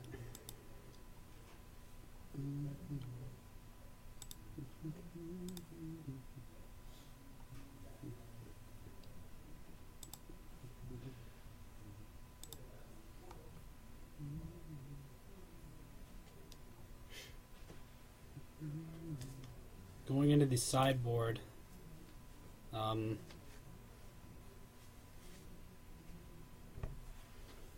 from Ryan Hampshire, we're probably going to end up seeing either a Sphere of Resistance, definitely the Ratchet Bombs, 2 Ratchet Bombs, 1 Dismember,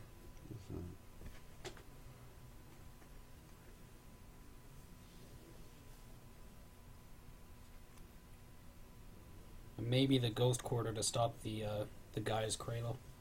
Yeah, that could be decent. Excuse me. This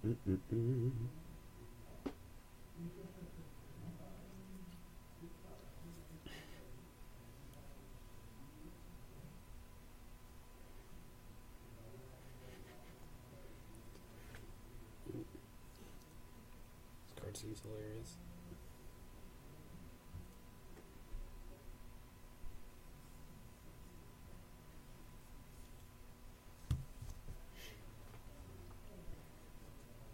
From Trevor Curran, we can expect to see probably Abrupt Decays, Null Rod, most definitely. Reclamation Sage seems strong against pretty well mono artifacts from Mud.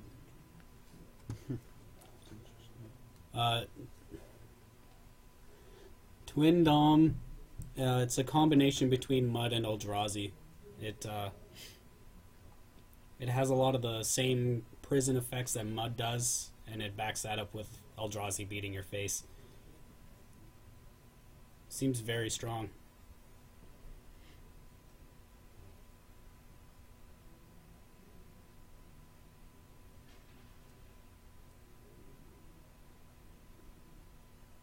Looks like Ryan's probably going to keep that hand.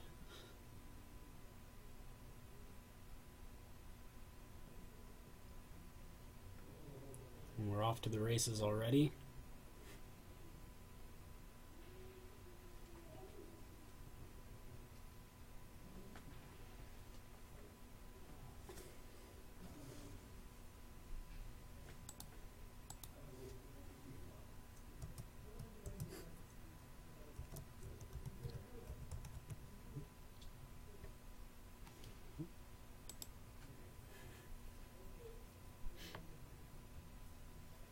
Turn 1 Chalice for 1 from Ryan Hampshire, getting things way on the go. Yep, and Eldrazi Temple's gonna get a Thought-Knots here. And Ryan should be at 16 life.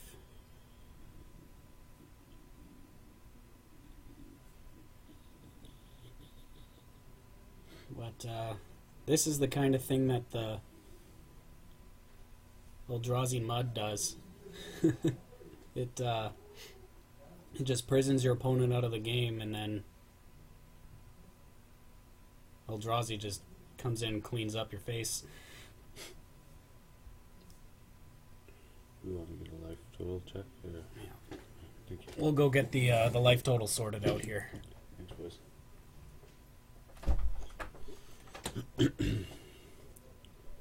So,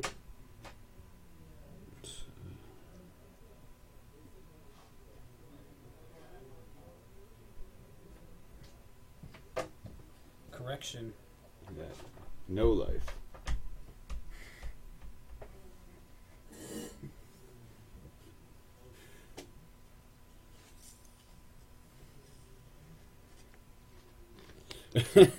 Spells in front of lands, guys. A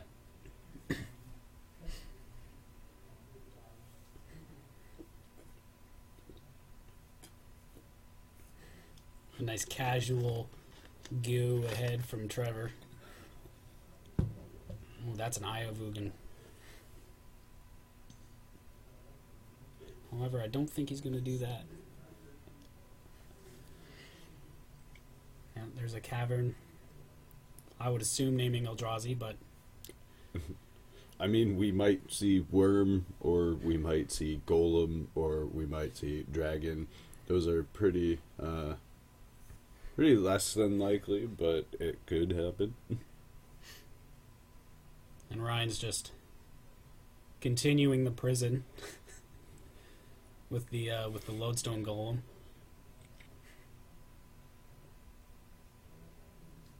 It's a good thing Trevor had that third land, though.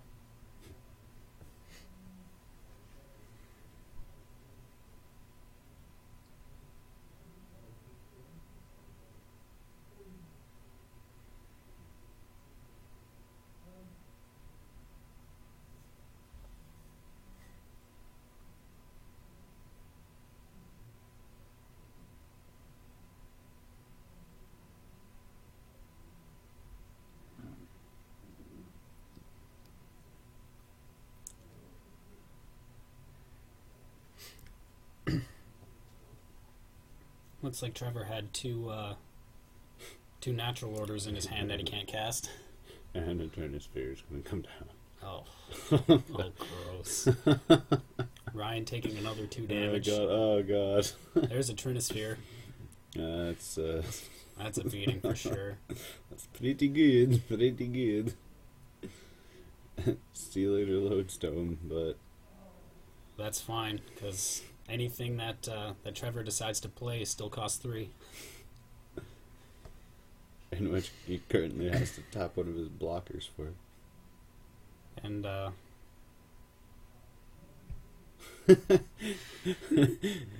Why should Ryan get DQ'd, Twindom?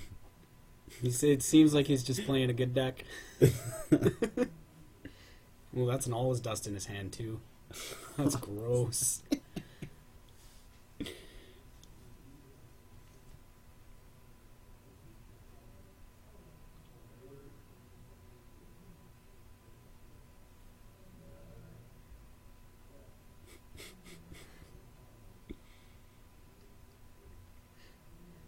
There's a natural order. There's a Crater Hoof Behemoth. He's probably gonna jam for 6. Time. Have Mr. Ruhan at 4. Or did he update there or no? No, he did not. At 5. There's that.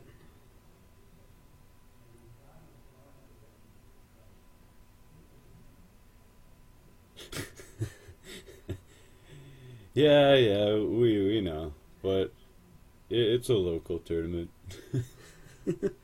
There's the All Is Dust. See ya.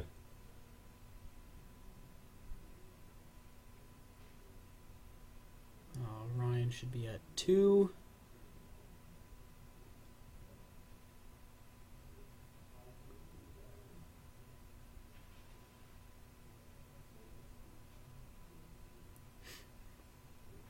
Fun little tidbit.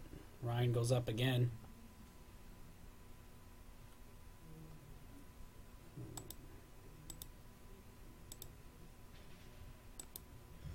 Ryan with the 2-0 on Trevor so far. Geez, Eldrazi's even taking over Legacy now. I think I'm just gonna quit Magic. Eldrazi naughty confirmed.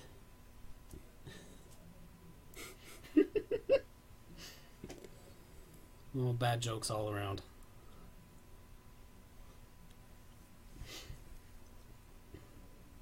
Doesn't look like they'll sideboard for round 3. Not much I could really see them them changing. Streps, we do have the deck lists. That is Jade's Modern League deck list, and these deck lists are not loaded up. It does not seem like they've been updated, nope. But we do have them in the flesh if you have any questions. Ryan's pretty well playing a completely standard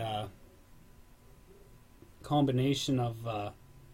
Standard combination. Yes, Standard the old combination. standard combination of Mud Eldrazi. No, he's got the Classic. the 4 Chalice of the Void, 4 Trinispheres in the main deck.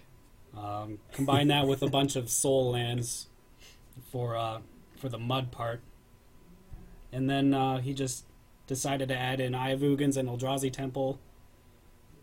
Two Eldrazi Temple and 1 Ayavugan, so it's he's more on the traditional mud plan, I suppose. Mm-hmm. And he threw in 4 Thought-Knot Seers and 4 Reality Smashers to bring in some early aggression and some disruption. As for Trevor, he's got a fairly standard combo elves deck. Aiming to go off with either Natural Order or Green Sun Zenith for the Crater Hoof Behemoth.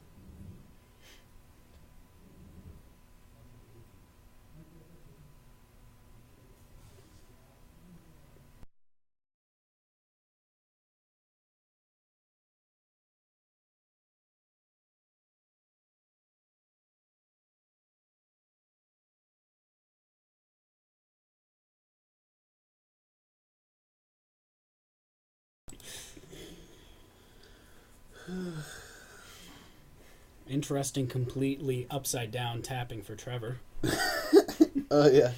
I think I asked him about that actually. I think he does that to note that its ability has been used since it can only be used once per turn. Yep. Ryan taking a casual 6 damage to dismember the Wirewood symbiote. 6-4. He took 2 to Oh yeah, 2 to yeah, tap yeah, it and sorry. then Yes. pay 4 life. Paying the 4, taking the 2 off of the land. Yes. And then putting down a Thought-Knot Seer. Looks like Trevor has a Pendelhaven, a Heritage Druid, Reclamation Sage, another Wirewood Symbiote, and a Null Rod. He might take the Null Rod here. Yeah, Strepsil's Endbringer. I don't think He does not have an he doesn't Endbringer. have Endbringer in here. He's today he's accrediting this deck list to the designer Tyler Fail. If anybody is interested in looking for something like this. And to Born and Confused. Yeah, the no chalice start is a little bit rough. Decides to take the Heritage Druid. That seems like a good play, especially seeing that there's a Dryad Arbor in play right now. Pendelhaven comes down.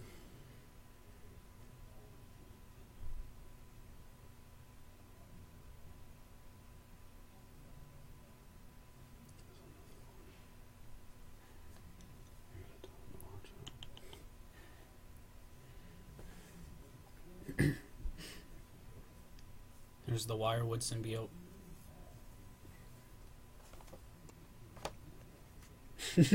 Epic's GG. Tyler Fail is a bit of a legend, yes.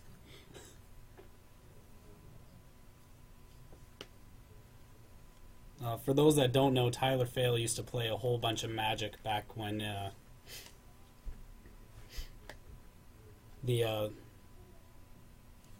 Yes. he played a couple years ago back when Return to Ravnica was in Standard and all that other kind of stuff. He's very good. He designs good decks and Slightly more than a legend. Epic's GG. That I would personally agree with you. Yes, that's back when Magic didn't suck.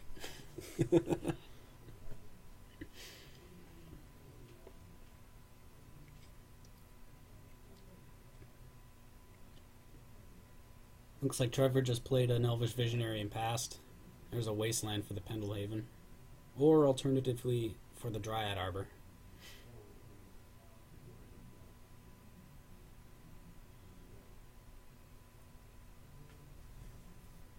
He just passes.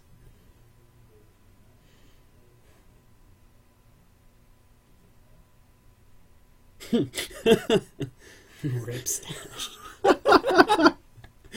Oh my goodness. Well, Epic's GT definitely knows Trevor.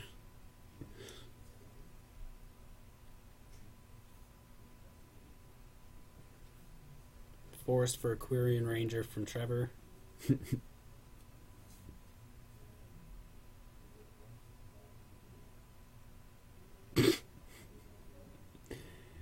Kim Possible coming live to us on stream as a guest. There's a Chalice on 3 for Ryan. He's going to take 4 damage to do that.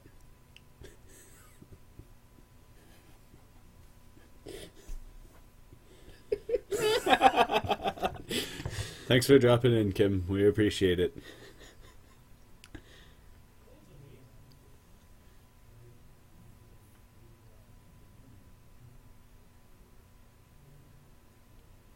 Trevor cracking his land.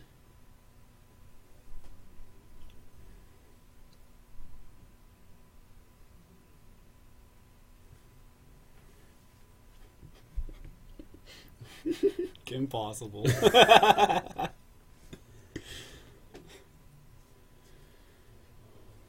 Well, Elves is looking to take us to a game 4 here. It's looking within reach. No, you're not allowed to have Zach back. We've invaded for the day. The takeover.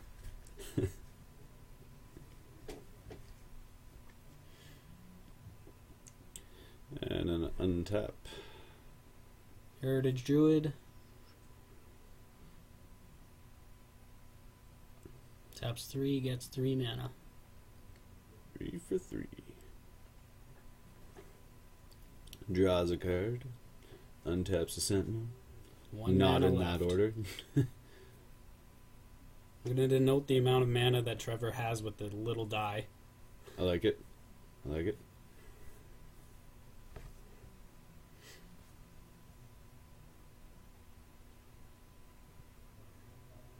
There's a casual tap 4.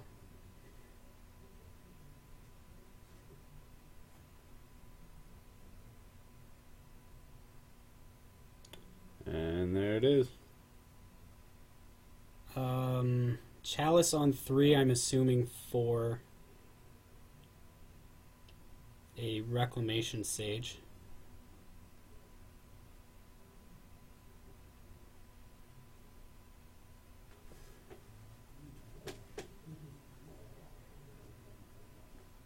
To be honest, I'm not quite sure either. But that seems like a big swing there. Yep, that's Yeah, Trinisphere, the Reclamation Sage for the Chalice on 3 there.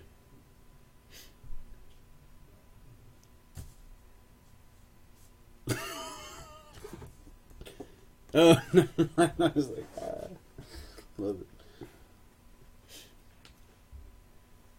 Ryan looking to sideboard again. And we're gonna go to 2-1.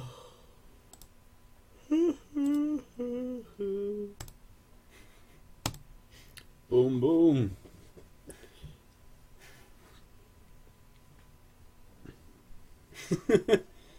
Kim Possible. Power to the stash. Kim Possible voting for Stash for president.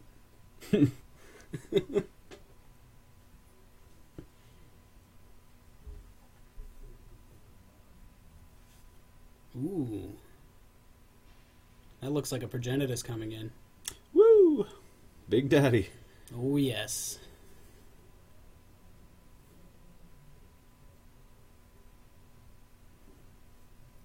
And we'll see if he does the fake out. Just puts it all back in. Oh, we'll fake out. We'll fake out.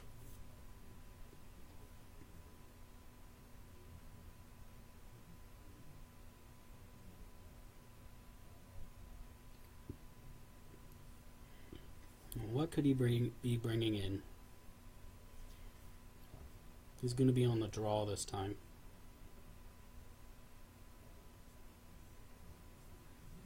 I would assume a Thoughtseize or some other form of interaction.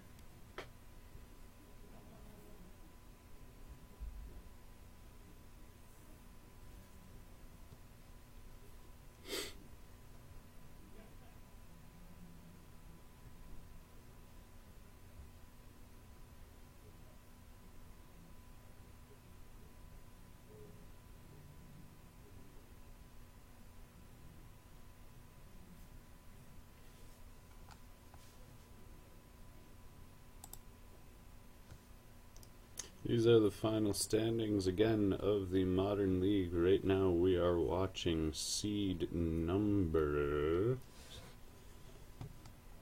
Think you're on the wrong one there, Cody. Yep, because we're watching on Legacy. Modern standings. These are the standings. Seed number 3, Trevor Curran, squaring off against. Seed number 2, Ryan Hampshire. Seems like a really strong deck that Ryan's piloting, though. Eldrazi seems like a natural inclusion into Mud. Just incredibly strong. I wouldn't be surprised to see it in a mirror match in the finals.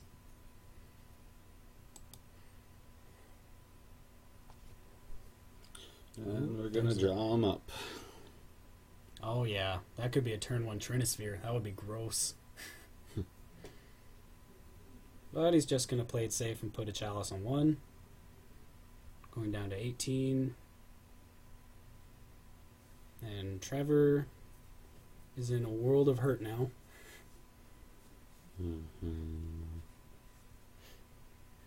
Oof. Surprise, surprise, here comes the Eldrazi. Trudy. Just Trudy. No, he's going to probably be playing the... Nope. Ah, Trini. There's a Trinisphere. Yikes. Ryan is up 2-1. Seems like it might be over. But currently Ryan's on a 16 turn clock. Get in there for them Dryad Arbor beats. Hey, it's only Oh, actual. Nope. He's jamming for 2. Oh, let's get at him. Let's get at him, boys. Ooh, there's an Eldrazi Temple. Oh, gosh. And here's a Lodestone Golem. Nope. It'd just be so funny. He's just going to play a Grim Monolith instead. Seems alright. Take 2, floating 1 mana currently, and just passing. Ryan has more points. He has 8 more points. At 48. Trevor, I'm pretty sure going for another Dryad Arbor here. Get some more beats in. Nope. Aww.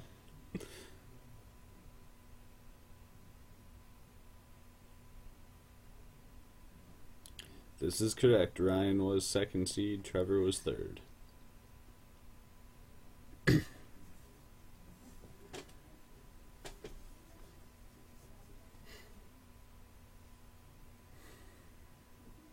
Sage would be incredible here. A Reclamation Sage. Ooh, yes. There's a casual 3-mana Elvish Visionary, much worse than what it would be normally. Ooh. Eye of Ugin is strong.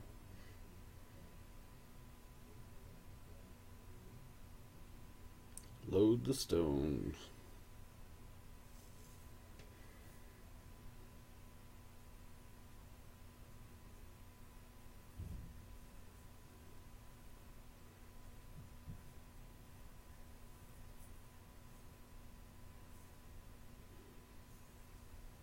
Is he going to cast a casual 4-mana Elvish Visionary?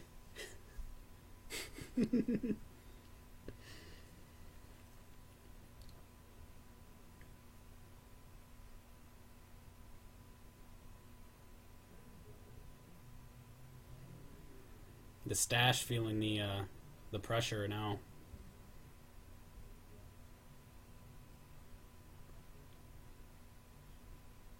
Casting Natural Order.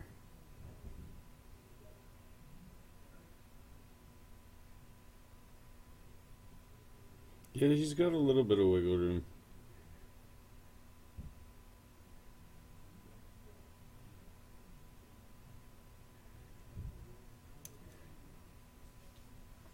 Hey! Boom! There's protection from everything. That's a quick clock. Seems like it.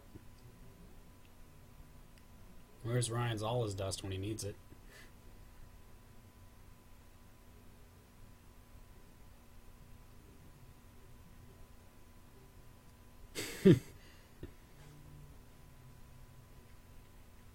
Prague Diddy showing up to play.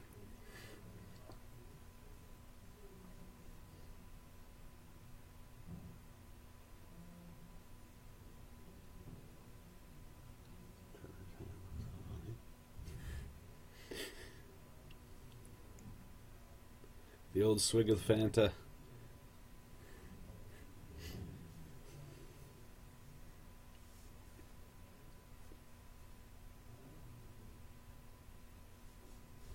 It may or may not go to a game 5 now.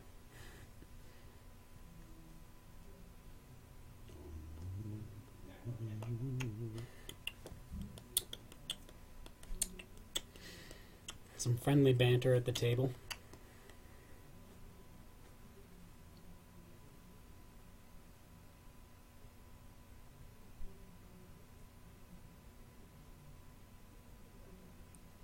Born Confused. The shop is in Thunder Bay, Canada. Venom Zach is around, but he is not in the booth today. Got myself, Taylor Brown, and Cody McCowell in here with me.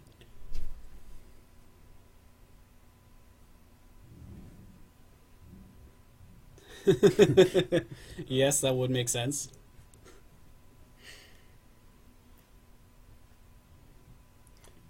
That one guy sounds Canadian. Just a guess, that'd be me. I thought it was me. I keep saying, "Hey, Touche. I go drive my polar bear home." No, you gotta stop at Tim's first. Going oot and a boot.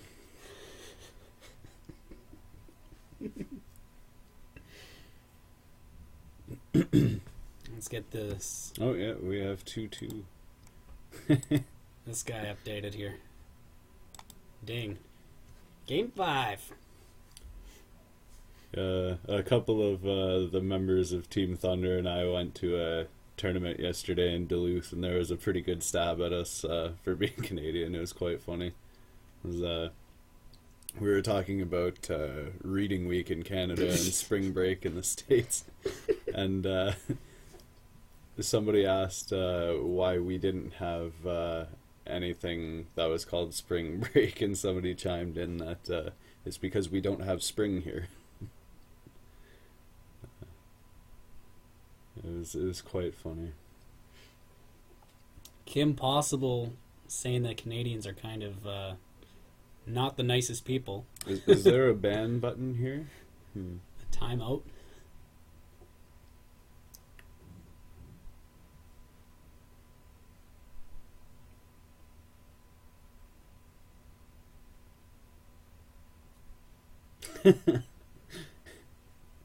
Still winter.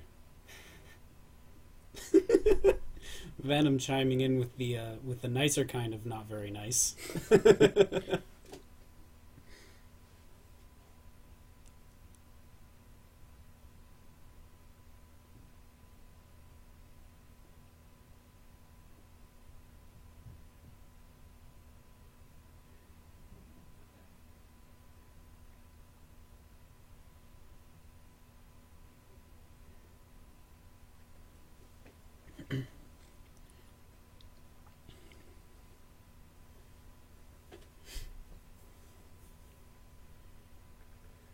Oh, that looks like another Chalice on one. Fun times. On the play. Super fun times. Problem is, Ryan has a city of traders instead of an ancient tomb. Ooh. Could be a bit of a problem. Born Confused, no, it's winter.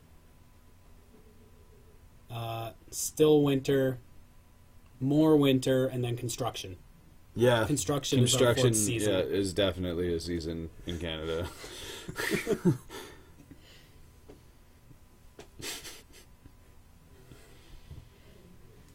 Trevor decided to take a mulligan.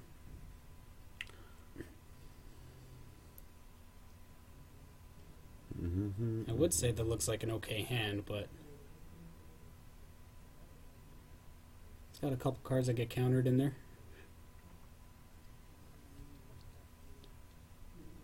Ooh. Epic's GG getting the timeout or the ban. Who did that? That's funny. I like it. Keep doing you.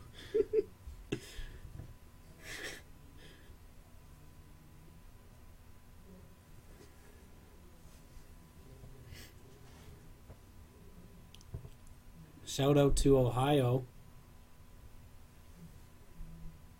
Ooh, and he has a Sphere of Resistance. Gosh. And which is that? It's gonna be rough.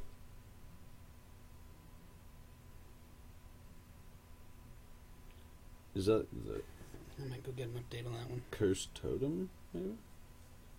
What? Yeah, go take a look. If you want. No, that's not out of there. It's out of this one. Yeah, Cursed Totem. That could very well be.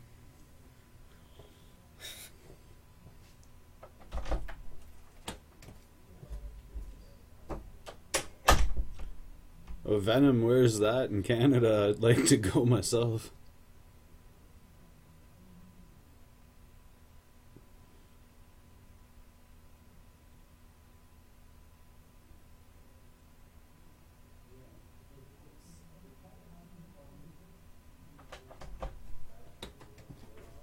What is... It is, in fact, a Cursed Totem. And what it does is that activated abilities of creatures cannot be activated,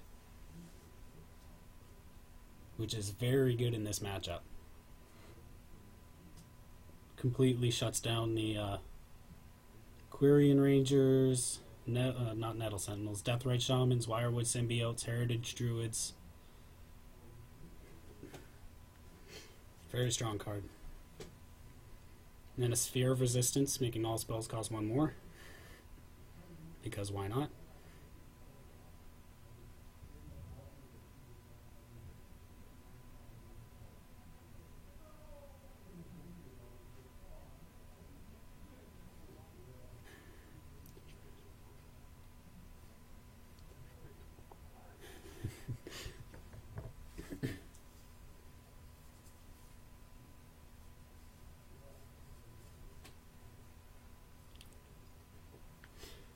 Come visit Windsor, Ontario. Oh gosh, well I'm from Niagara myself, man. I'll be down in Windsor for GP Detroit coming up in a couple weeks as well. Frank, Ryan has a City of Traders in play. He doesn't want to play his second land because he'll have to sacrifice the City of Traders. Yeah, whenever you play another land, sacrifice City of Traders.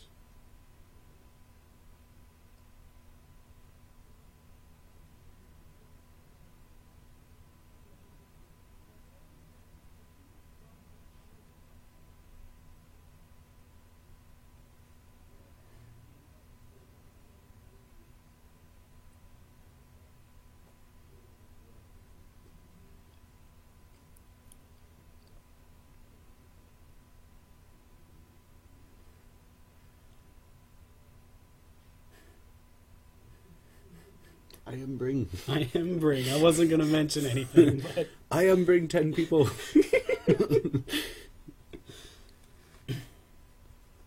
Yeah, that is an expensive nettle. Seems worth it in this position, though. Yeah, I mean, he's kind of got his back against the wall. And he's got a Dryad Arbor on the bottom, too.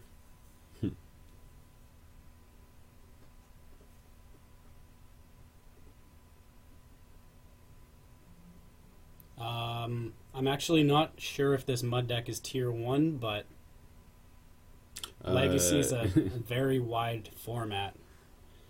So, I mean, like, it's... They could switch every week, Born Confused. Ooh. You can play whatever you want on a weekly basis. Reclamation Sage coming down to destroy something. No, never mind. But as for the Mudrazi deck, I could assume that it would be fairly good because it's disruption, it's fast clock.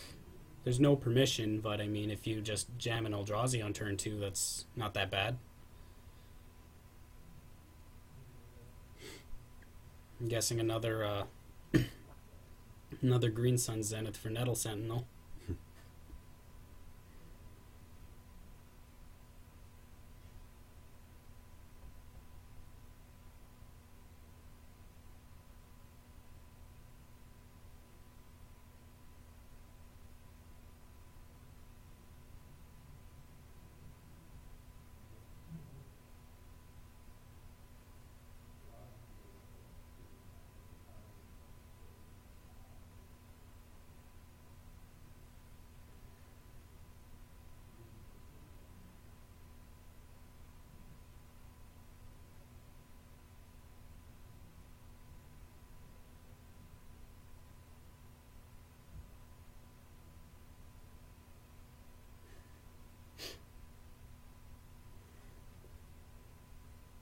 Some thinking over on Ryan's side.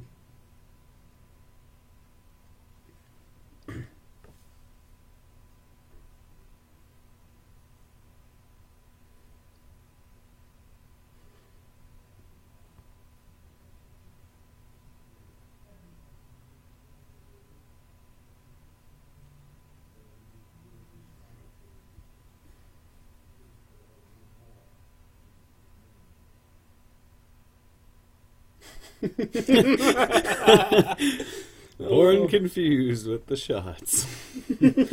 Pew pew. I am bring you grammar.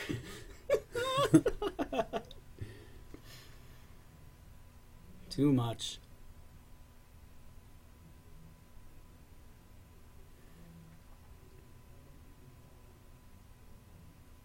That's a big swing from Trevor. He's just gonna cast a Nettle Sentinel to untap his other ones.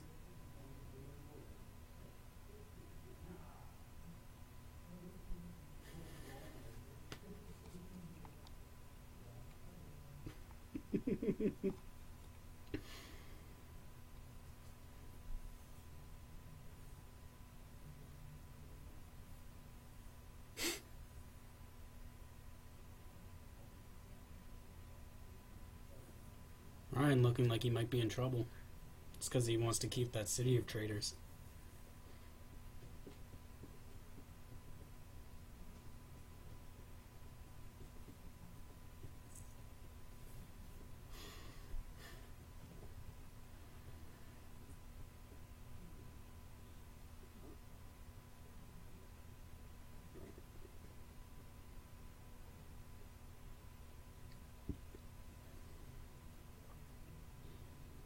Multiple warping whales in Ryan's hand. That's going to be fun. That cannot do anything about those Nettle Sentinels. He just passes the turn. Actually, he can't even cast them.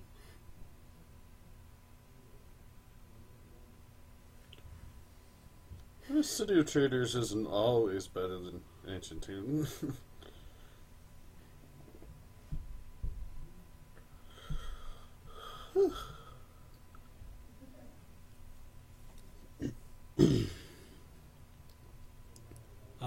Frank, no, he cannot, because it still costs 1.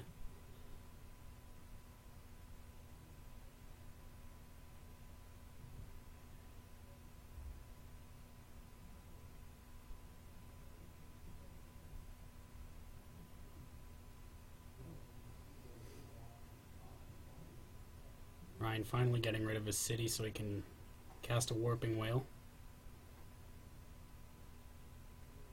Getting rid of a land.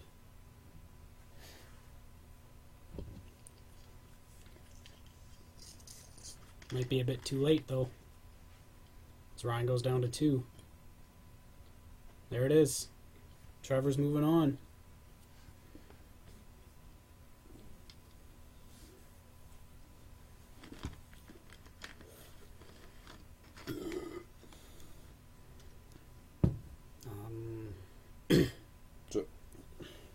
Go get the update for the finals. Your opponent? Your opponent? Okay, I'll read it back. Okay.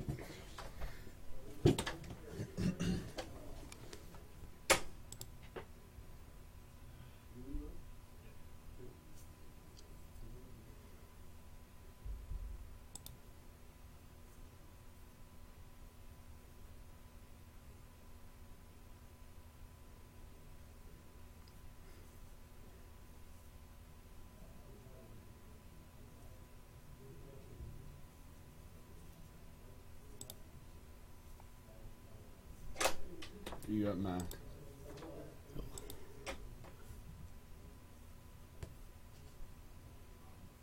When we get back, we are going to have Mac playing against Trevor for the final.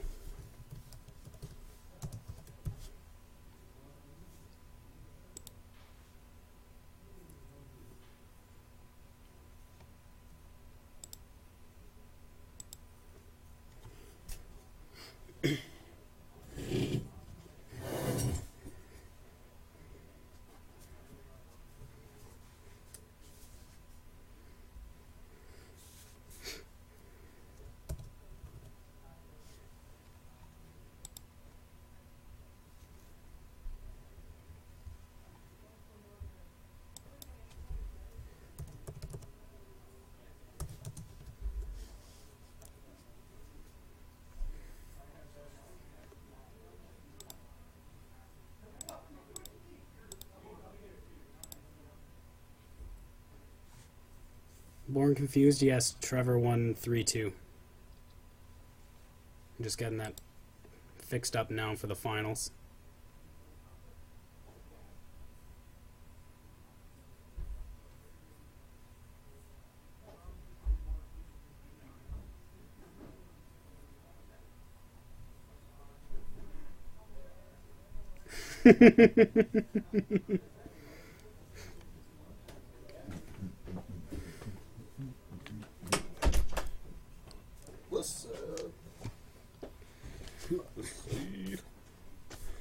All right, we'll be back momentarily. So stay tuned for the finals between Mac and Trevor.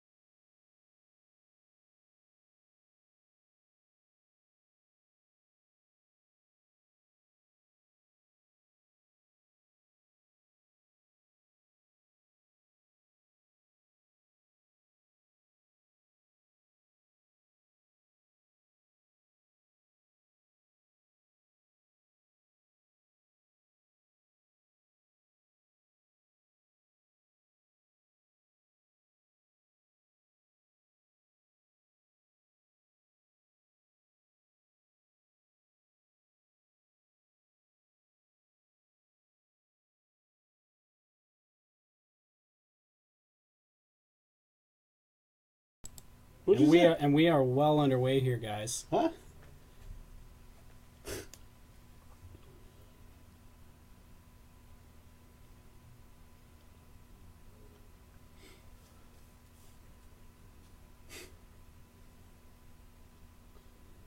Looks like Mac went on the draw. Trevor led with a Deathrite Shaman. Mac cracked a fetch, grabbed a Deathrite Shaman, and then Trevor got a nice turn 2 out of that. With his Quirion Ranger.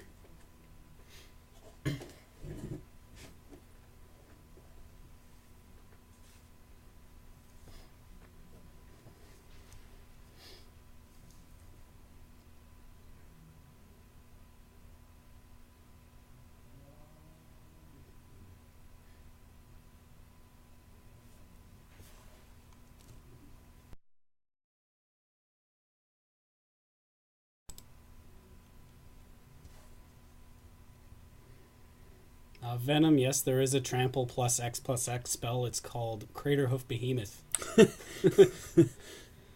And it goes ham.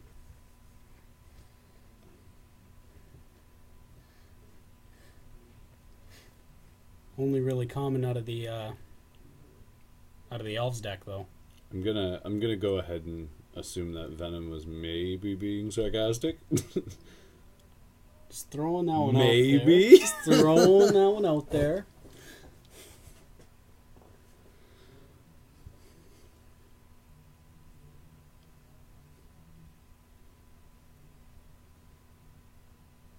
Wasteland on Guy's Cradle. Very quickly.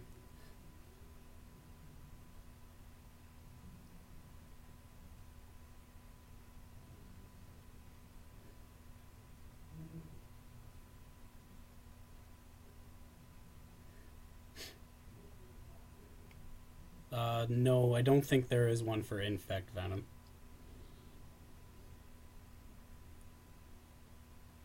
But they could just end up playing Rancor instead.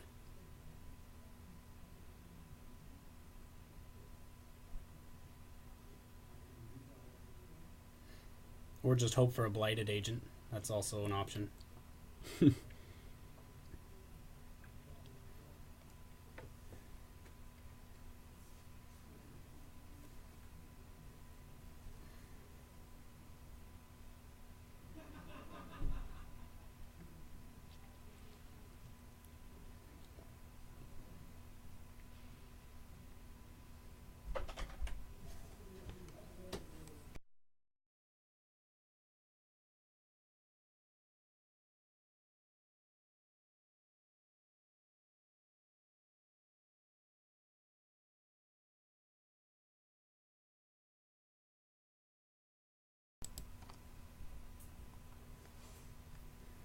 Mac's still thinking what to do.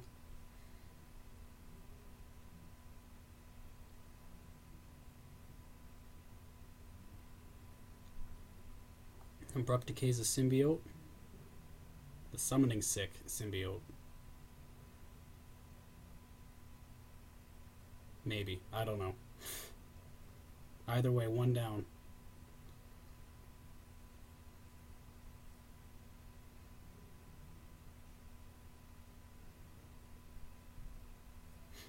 There's a glimpse.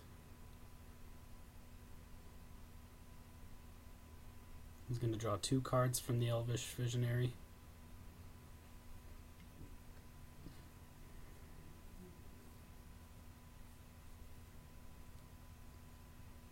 There's a Nettle Sentinel, draws a card.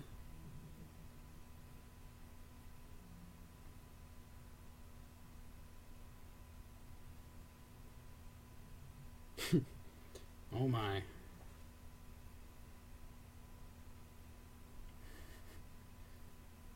Looks like Trevor drew a few lands.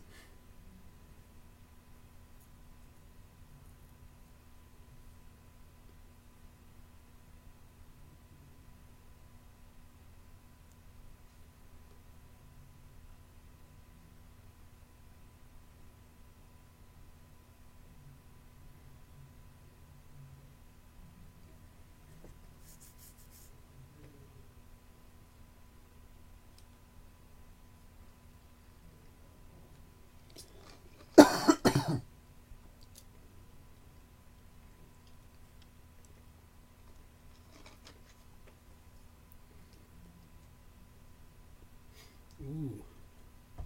There's the Living Wish.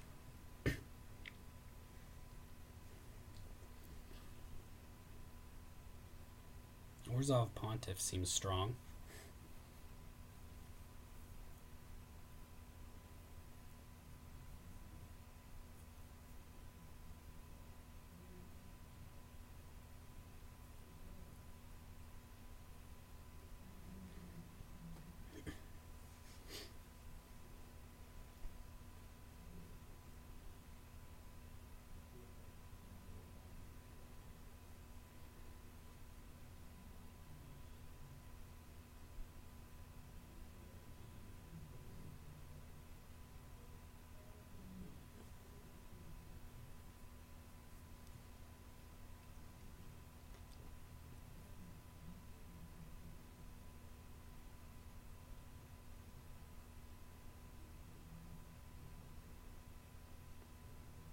There is no link actually for the deck lists.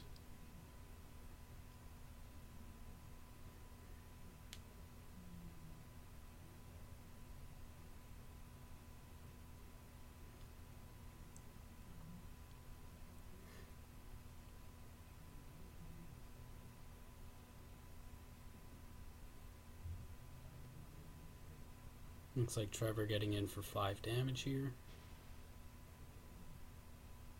Or tapping for mana, which is probably the case.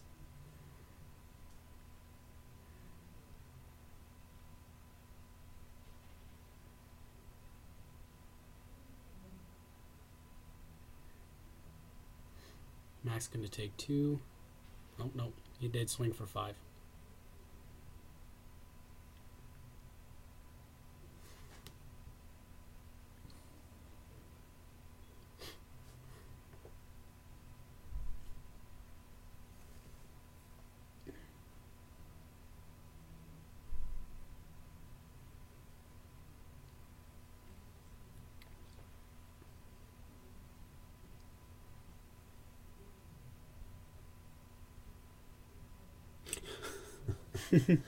Whew. Venom with the chirps here. There's the Orzhov Pontiff.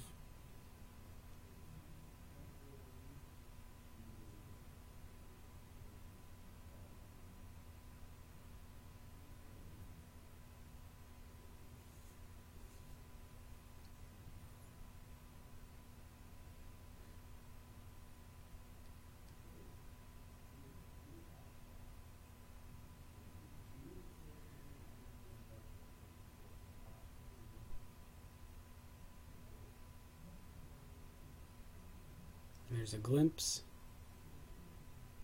Just wondering, Zach, if you'd like some chocolate. That one was specially for you there.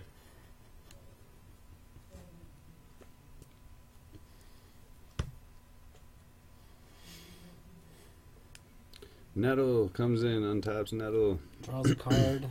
There's a natural order. He could cast that right now.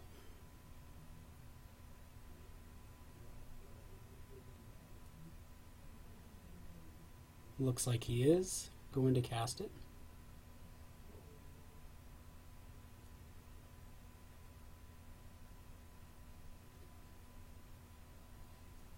Trevor goes to exile one of Mac's lands, but Mac does it in response.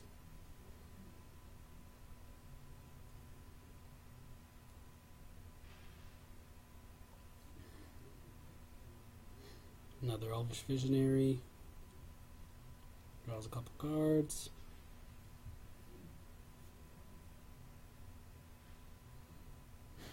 There it is again. There seems to be a theme here. There it is again. Hey! There Hey! it is again. I love it. It's a shame he already played his land.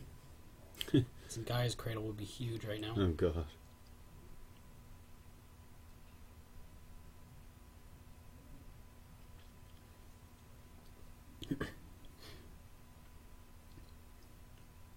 He does currently have access to 4 mana, though.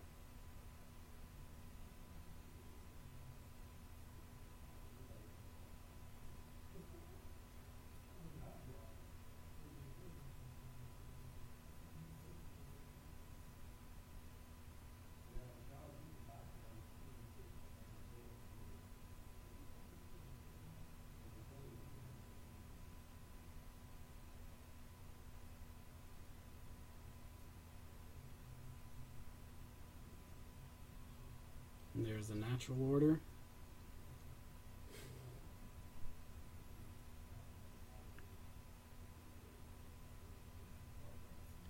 This is going to be one big swing. And Mac just packs it up. Yep.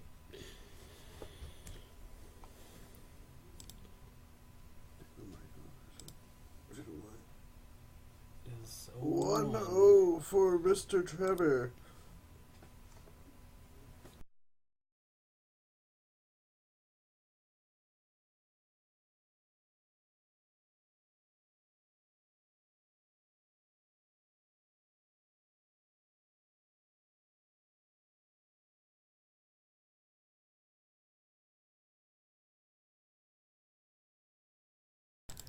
Okay, for the sideboards, Gaddock Teague for Mac seems really strong in this matchup, as does Orzhov Pontiff coming into the main. Containment Priest also does not seem like it would be the worst card to bring in, just to stop the natural order and the Green Suns as well. Mm-hmm. Definitely. Also, Spirit of the Labyrinth completely shuts down the Glimpse of Nature combos. Mm-hmm. As for Trevor, I could see the Abrupt Decays coming in.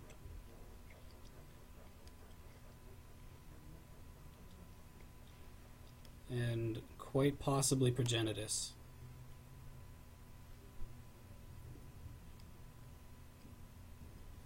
When he may try and stick as low as possible.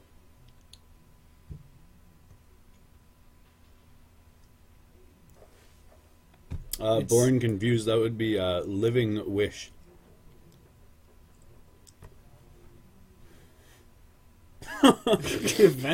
Venom with the This chirps. chirps again. I would have to agree. It Elf seems like a bad matchup for Living Wish.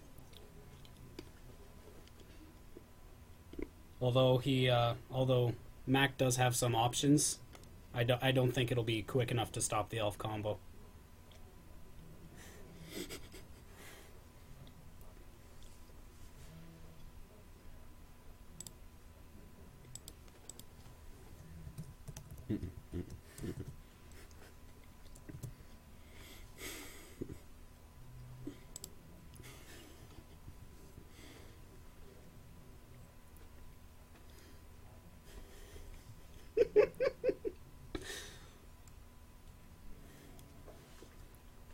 Venom very confident that Trevor's going to win this. It sounds like he has money down.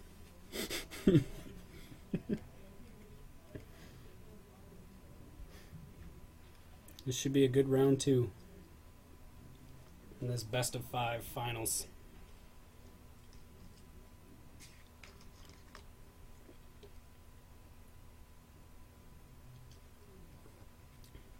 Mac will be on the play. Looks like a keeper.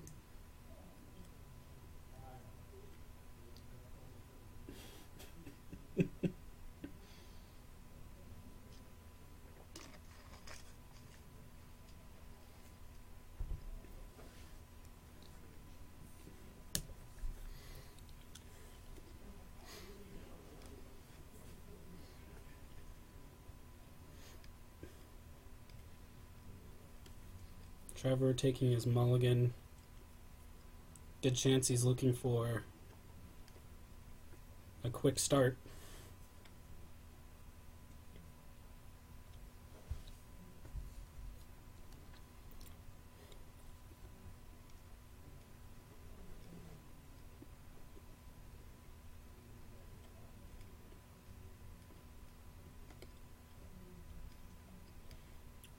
And a turn 1 mom.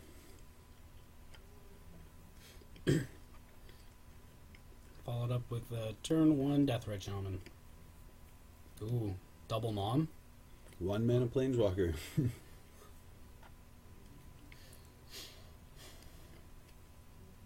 I think the best option here would just be to jam the GT and probably start going to town. Venom, just the constant slams.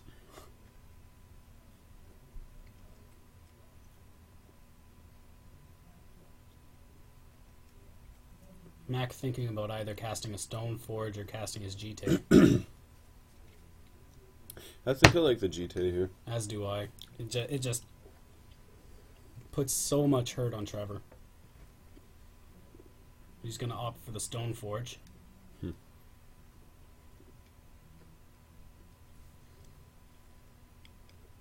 See what he tutors up with it. Batterskull, hey. The only other option he has. Never seen that.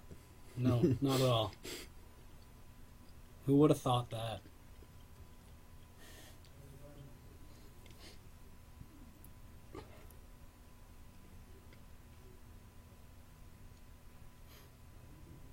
Trevor looking off to be a fast start here. Yep, definitely. He's got 1 mana left.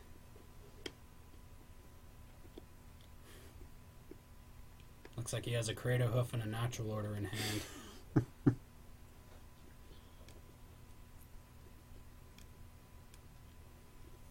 Orzhov Pontiff off the top just once. Nope. That does not look like it. There's a Life of the Loam.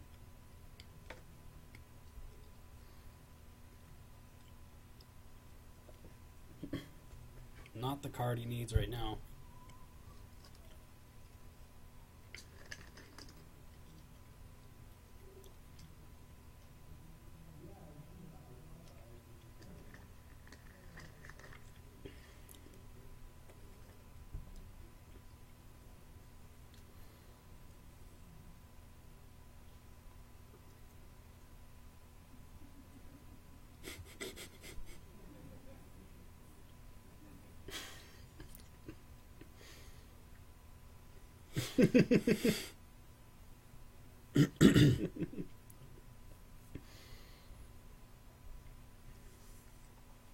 Mac deciding to pass so he can cheat in his Batterskull, I'm assuming.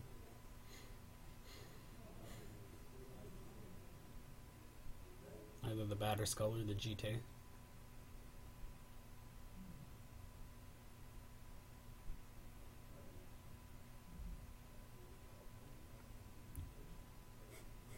Mac looks like he's jamming out to something.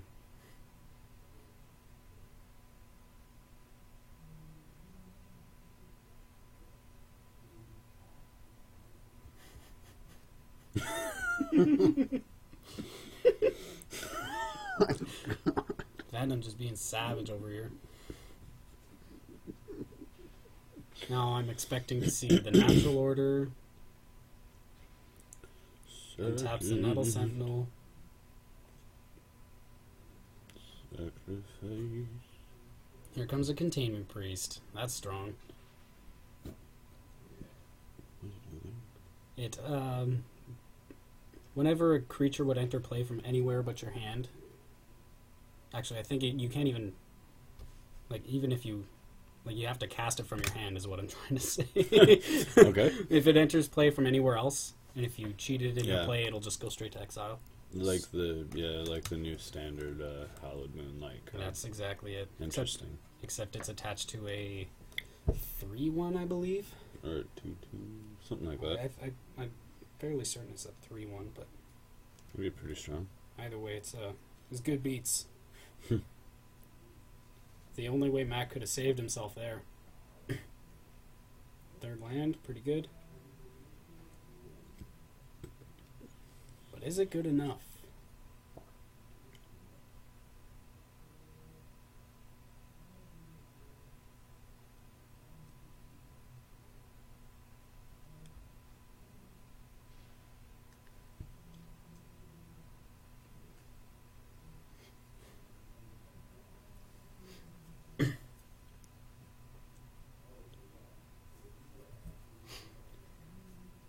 Mac casting Living Wish, taking a damage from his Horizon Canopy.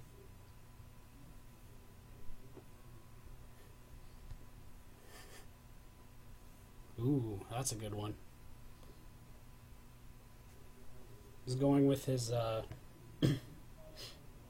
Peacekeeper so that no creatures can attack if it gets into play.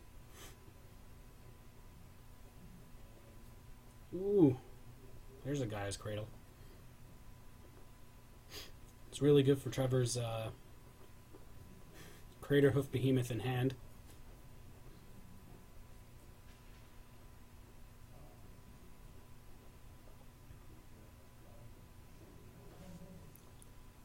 Looks like he's just passing.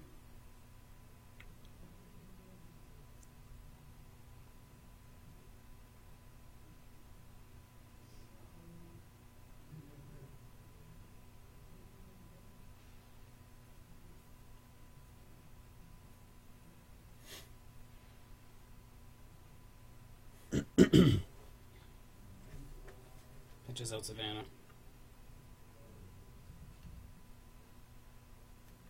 We'll be back in a sec.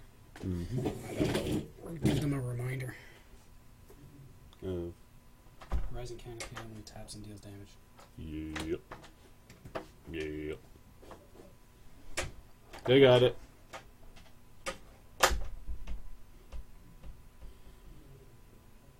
Ah, and the Peacekeeper comes down.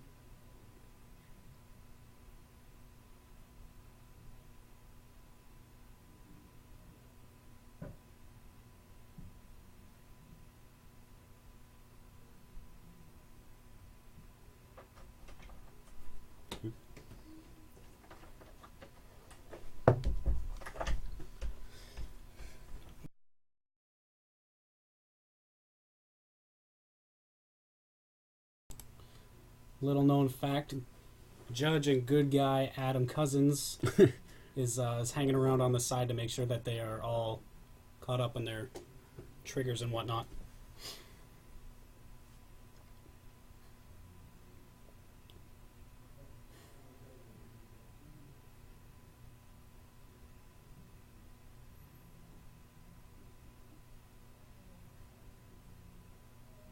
Peacekeeper's gonna make things a little interesting. Peacekeeper just doing work right now. There's the Batter Skull coming in.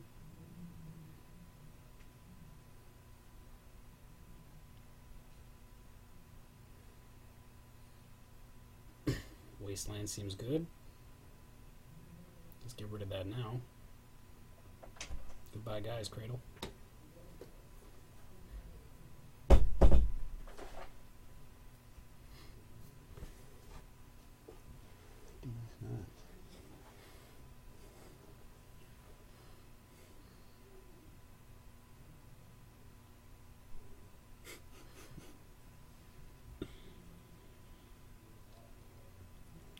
And the Batter Skull.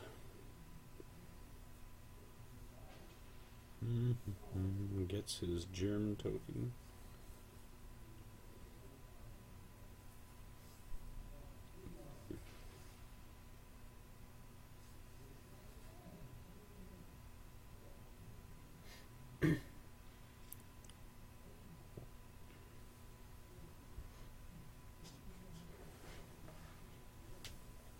I'm assuming that Mac's just gonna hang on to that Peacekeeper until he gets his knight big enough.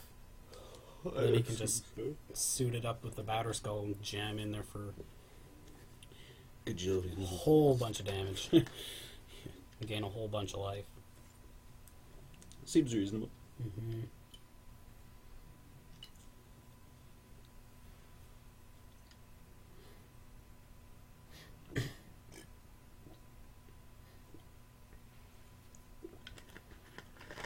Wasteland targeting by you, but Trevor's just going to return it to his hand.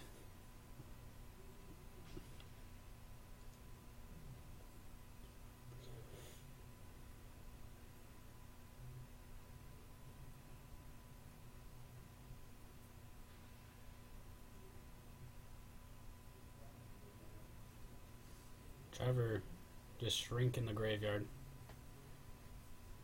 That's all he can really do.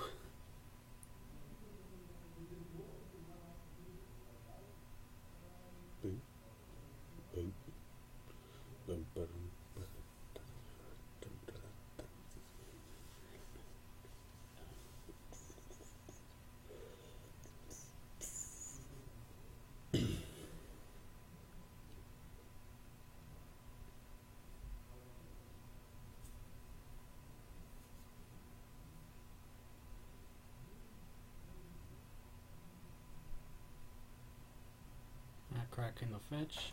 Just getting the first land he can find.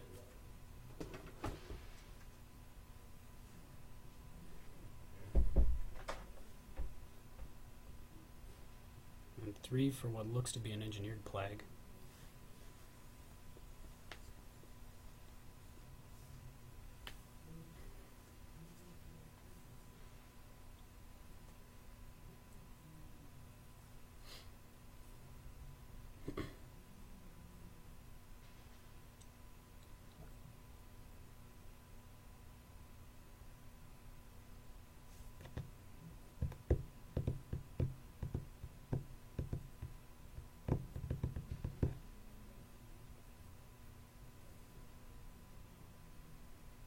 And they're about to K coming down.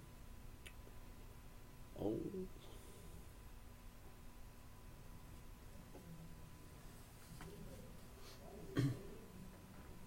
Yeah, it's a good thing he had that.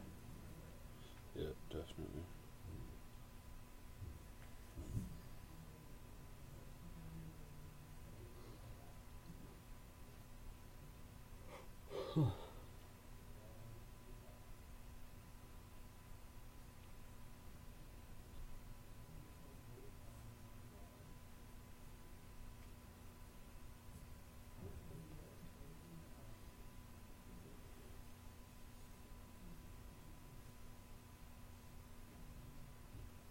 There goes the Peacekeeper.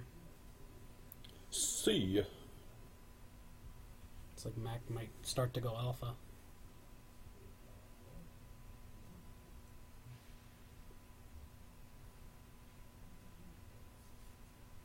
Use the GTA equipped to the Batter Skull. Give it protection from green.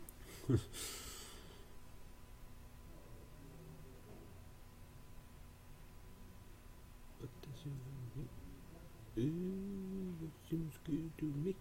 Mm-hmm. You look really, really good to me. Definitely better than another choice, that's for sure. Protection from pink. And there's the Abrupt Decay in response. Yep. See you, Germ. Savage beats. Savage.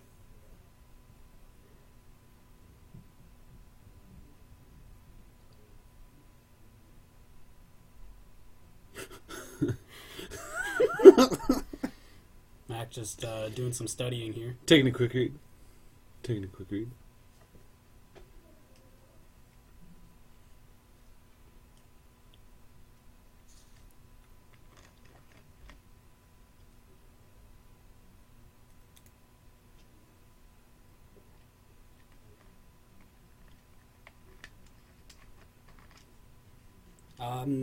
Axco, the mom trigger goes onto the stack, and then Trevor responded by casting Abrupt Decay on it.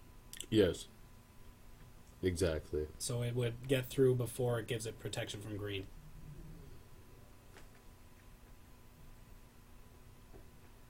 Yeah, that was.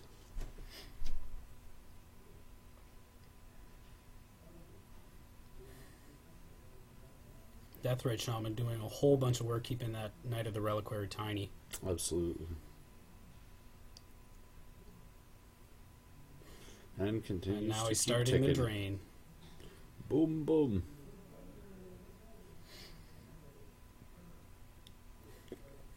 Mac is at 6. They're consistent in forgetting about their the life pad. There's a second Deathrite, that seems strong.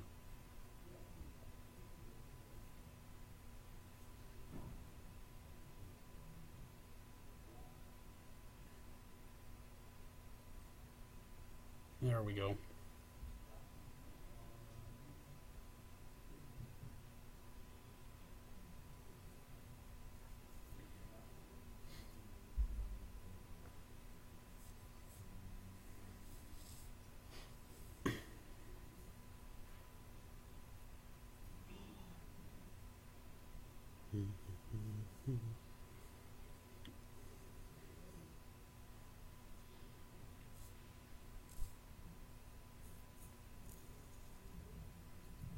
equips the GT to the Knight of the Reliquary, but decides against it. And a last second audible. Over to the Stoneforge Mystic. Protezione! He gets in. And I believe that is the concession.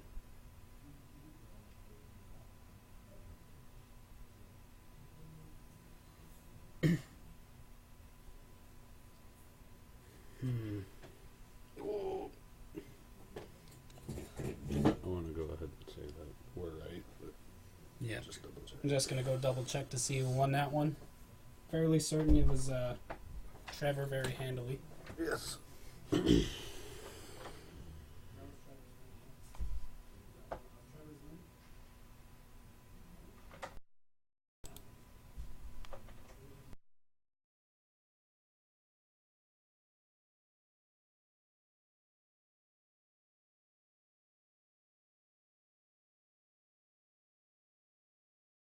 So we're What is it? at 1-1, everybody, in this best of 5 championship, legacy, league, top 8, Thunder Games and Gifts, Thunder Bay, Ontario, bringing it to you from Red River Road.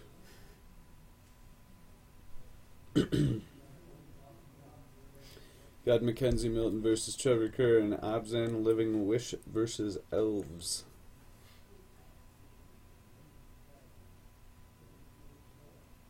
Looks like my predictions were right on Trevor Curran's side. Looks like he might be bringing in a Null Rod, siding out an Abrupt Decay. On the play, that seems fairly good. Or draw, excuse me. No, he is on the play. I don't know what I'm talking about anymore, guys.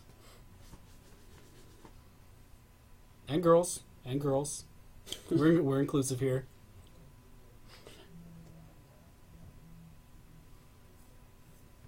But I really don't see how that would be...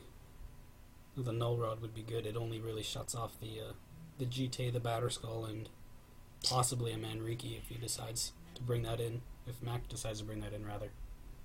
But I don't think that's going to happen.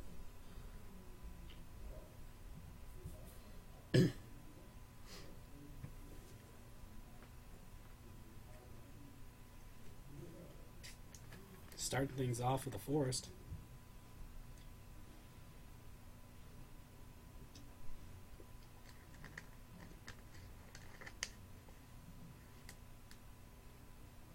And a Deathrite.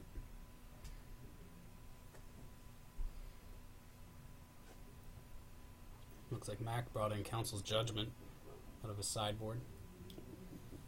Yes. Yes, he did. Fairly good choice. Woo!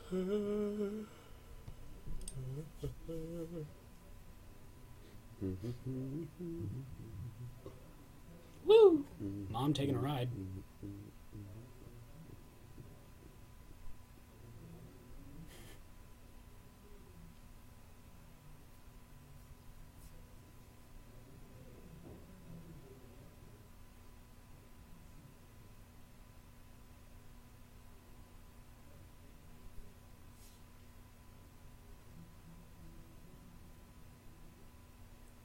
And Mac plays a Deathrite.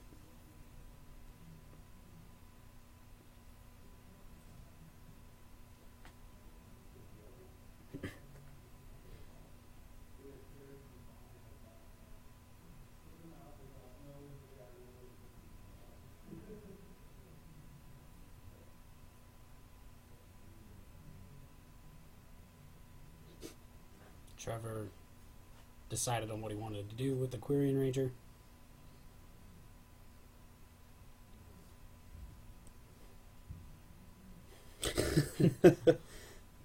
More confused with the looking good.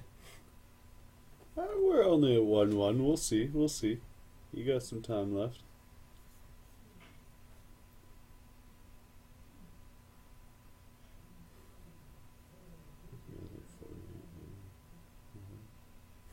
It's 30 now.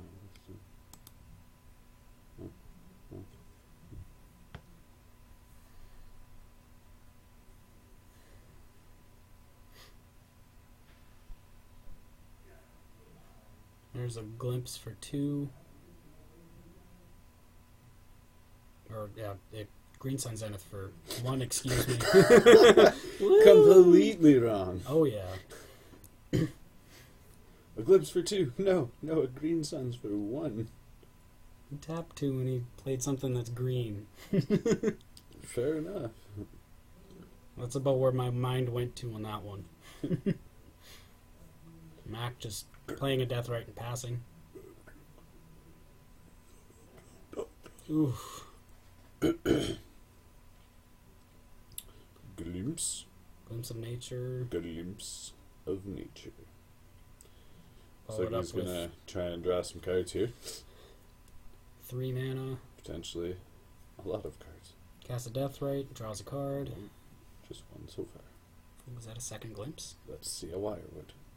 Draw a card. Firewood Symbiote. No. That one was another Glimpse of Nature, for sure. That was indeed. He's just Bounce. bounce that, recast it. He's at 0 Draw mana. a card.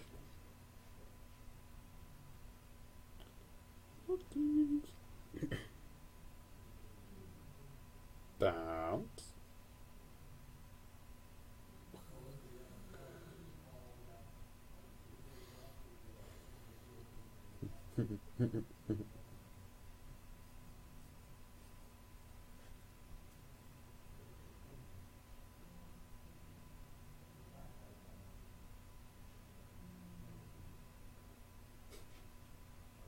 Maybe That's a 5. little bit of stutter stepping.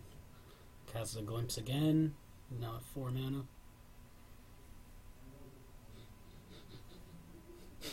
Cast the Heritage Druid so he can actually do what he wants to do. Looks like it's going to be a little game of solitaire here. Draws 2. He's at 3 mana currently.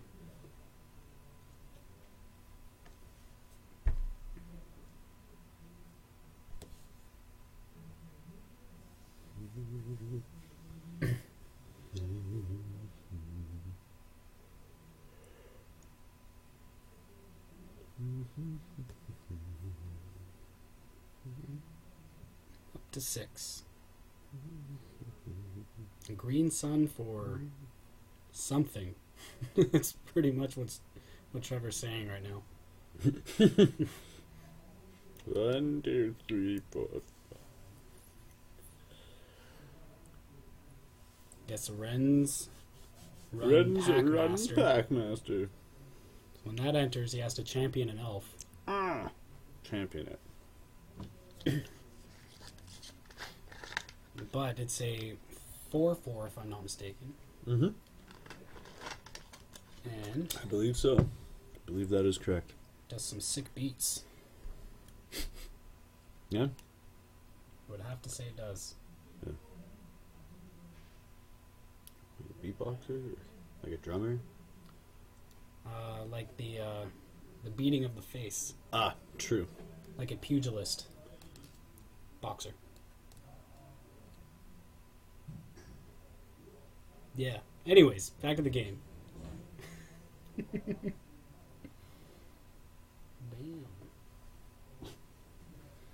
Off the Mac finally hitting his second land. That's a good start.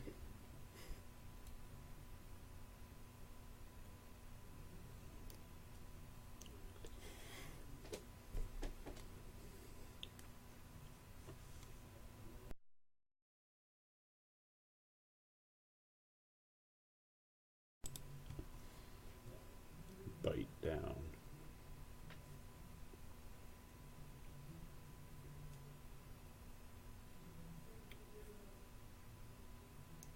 Oh, it's a 5/5 actually. Oh, well, we're both wrong. And you pay 2 generic and 1 green, and you put a 2/2 wolf into play. And wolves you control have death touch. What? Yep. That seems really good here. It does not seem like the worst card ever. Conveniently has 3 mana up, so we can make a wolf. Weird. A Living Wish coming down for the Peacekeeper. Peacekeeper. Seems pretty strong. He likes that Peacekeeper. I definitely would too. Me too. A salad magic card. Indeed, it is a salad magic card. And the wolves. Nope. Those are They're definitely elves. It's really hard to tell Those on are- stream, actually. those are definitely wolves. Yeah, no, those are wolves.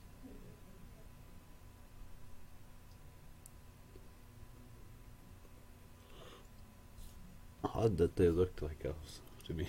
He's gonna exile the lands in response.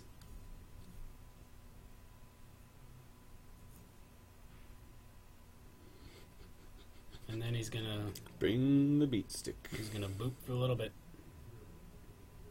8 damage. Have used.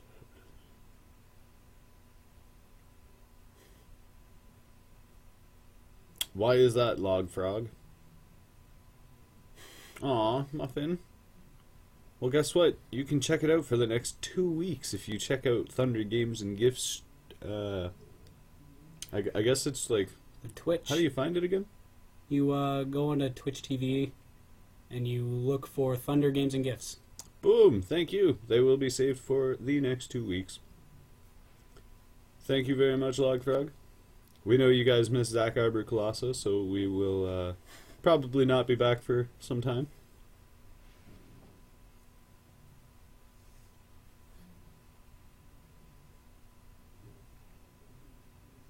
Guys, Cradle adding quite a bit of mana here.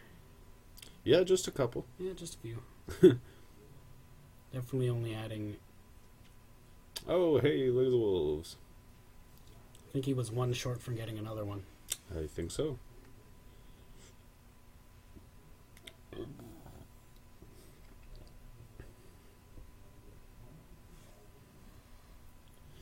This just feels bad. This does feel really bad.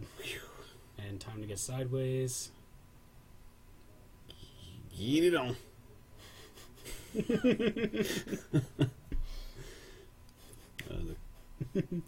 A classic Classic. show. The captain. Trevor getting in for piles of damage here. Pew, pew, pew, pew.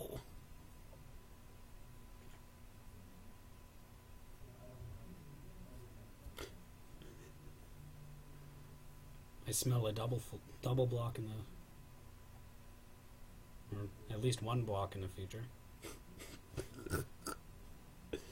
Well, that's probably a smart idea, because That's if more he than doesn't, lethal. he's dead. That's a bit more than lethal there. I don't think he got to the finals of this league by not blocking in situations like this. Abrupt decay on a wolf.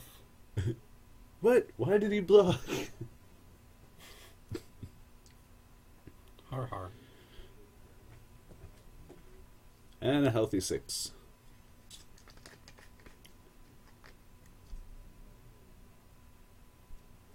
Going for the counts. 1, 2, 3, 4, 5, 6, 7, 8, 9, 10, he says. 10 is enough. Incorrect. It was at 9. Now he's down to 7, 6, 5 mana.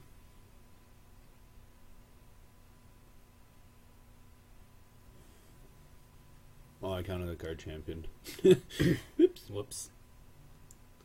Oh! That's awkward. Rip! Oh. And he still packs it up. See ya. I'm guessing Trevor had an abrupt decay there. I'm gonna guess that you were probably correct. I'll just get this a little update here. And that's a 2-1 for Trevor. Go to game 4. We will be back in Unst Minutia.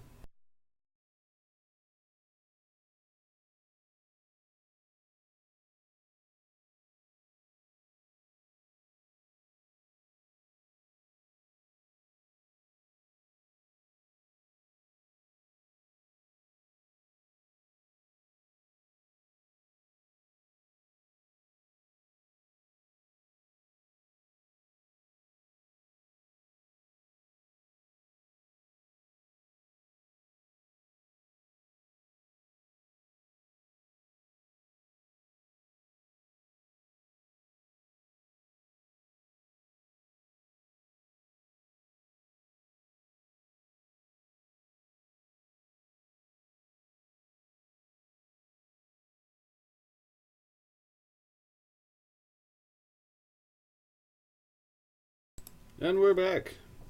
Deal them out. See what we got, boys. We're definitely not starting at 19 and 6, though. Hopefully they will notice soon. It does not look that way. It What? does not look that way. But hopefully someone will get on that. I guess I can go do that. The first time they have to change it, they'll notice. Yeah, good point. Like right now. Yep. Oh, that's fine. He doesn't have to change it.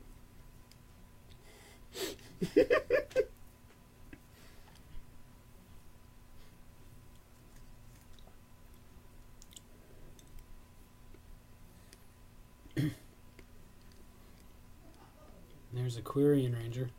Maybe you should do them. Oh, there we Oh, go. there we go. There Woo! we go. Oh, one at a Yeah, time. Trevor! One at a time.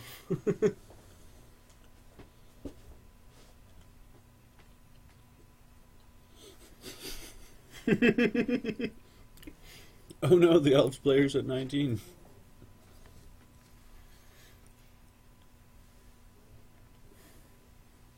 Maybe he'll actually get down to about 15. Who knows?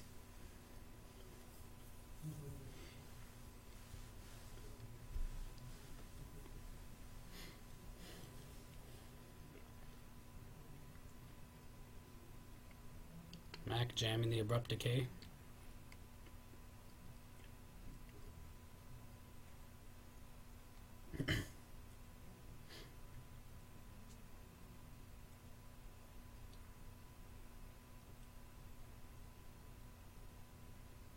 Deathrite Shaman.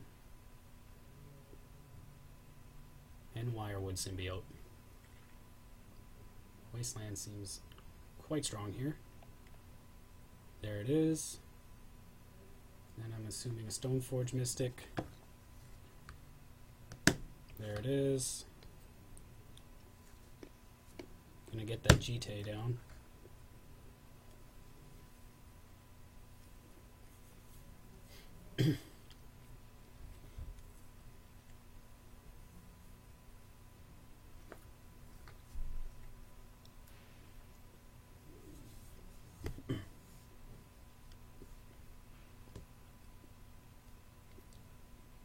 Woo!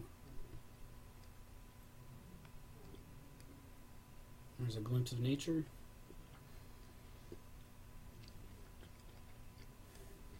Born Confused. The Jite is just so much more devastating here. It's essentially a 2-for-1 and you get to attack with it. It's hands down better than the Batterskull.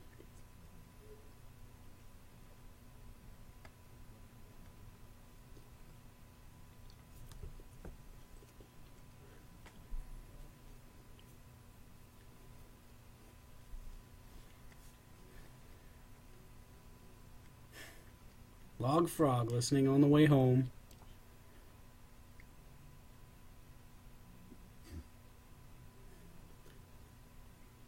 No, sorry, Ravels we do not have the deck lists for today. We're filling in for the usual gentleman because he was competing today. Yeah, Zach made the top 8.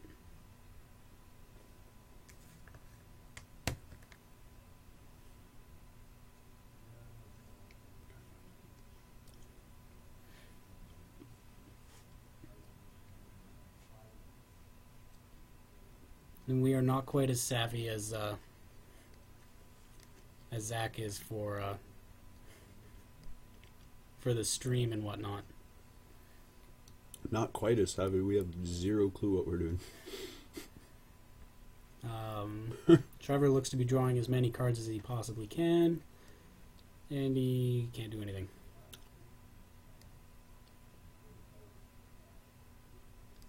Ravelskukum.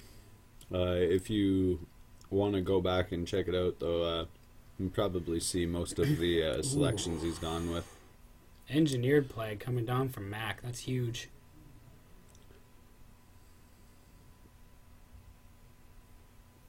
But because it's an insect, it actually does not get hit by the... Mm. no. Maybe it does. It does. It does.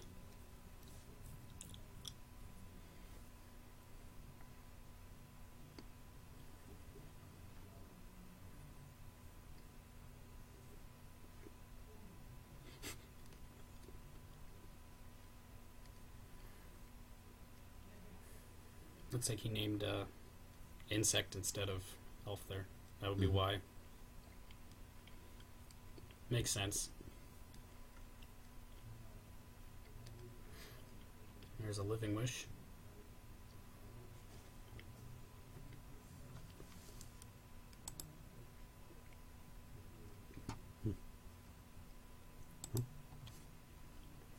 Good or bad? Not bad. Mm-hmm. Seems pretty good, actually. Here comes the living wish. Peacekeeper just chilling on top. Takes a look at the peacekeeper. Ah, it's Yeah. coming in. That just seems way too good in this matchup. Although he does have the engineered plague down, so the wirewood symbiotes are non-existent.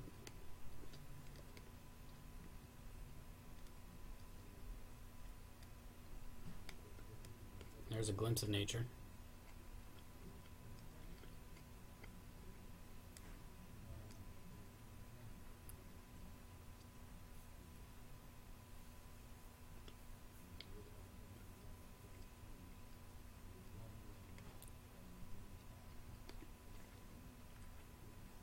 He just passes.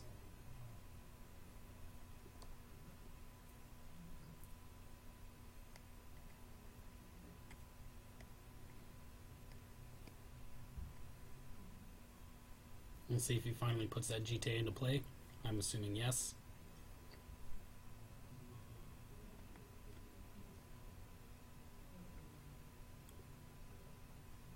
Here it comes. Boop.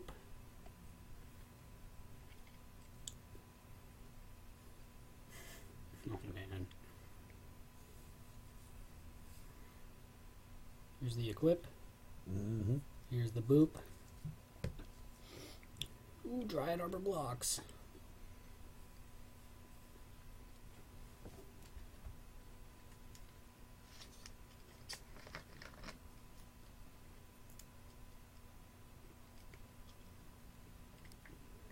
Blocks and bounces for no damage.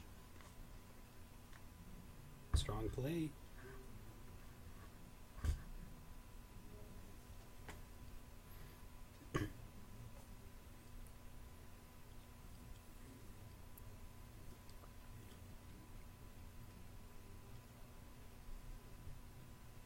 Now here I think Mac is contemplating whether he plays the Peacekeeper or not. Mm-hmm.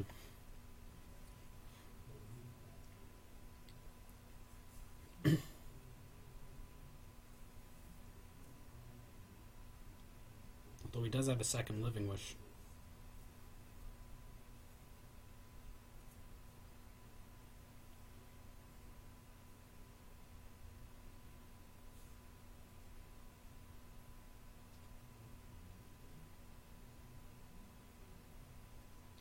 What is this? Oh, he's casting it. He's getting yours off Pontiff.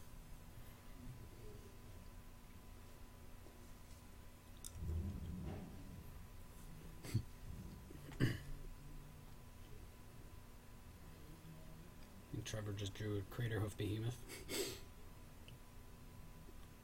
Just casual draw an 8-drop, no big deal.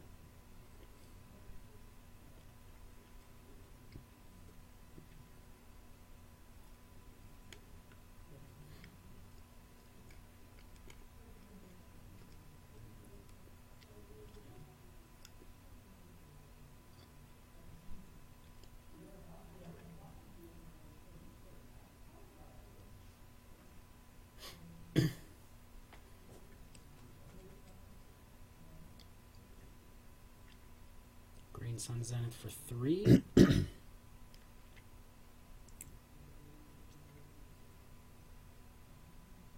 Trevor's going to search up the Reclamation Sage.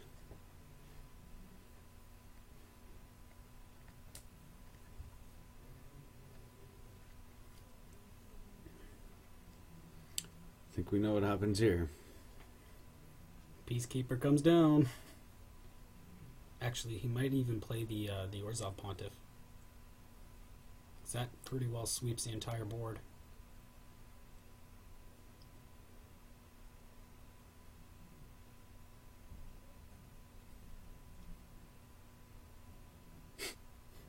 Finally taking off his second pair of sunglasses.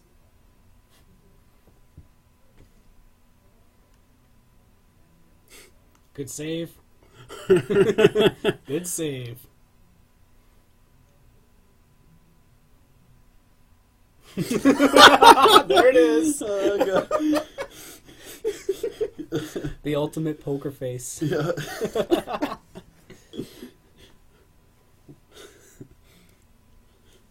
Ooh. The Pontiff beats there. He's going to attack for 1. And I'm assuming he's going to Containment Priest whenever he can. Either at the end of Trevor's turn or in response to some nonsense.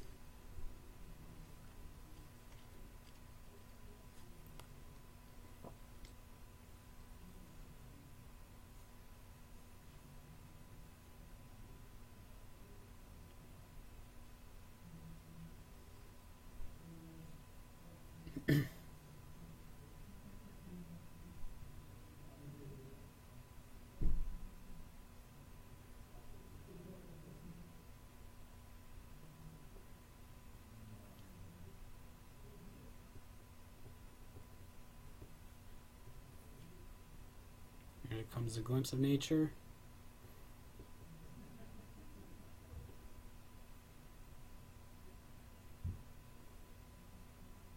One mana Planeswalker, draws a card.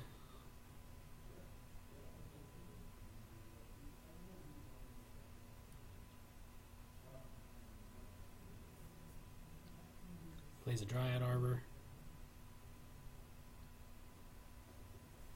Must not have a lot going on in his hand.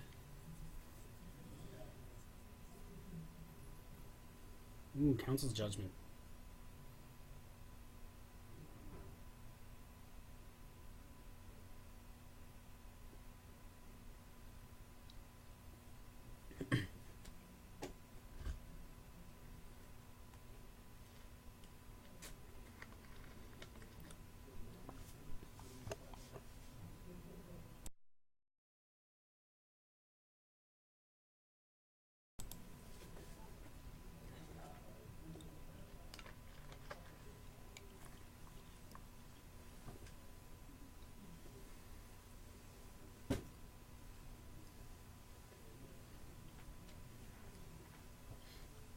Mac just looking over his options here. Gonna take a moment to inspect. Maybe even take off the sunglasses. Maybe.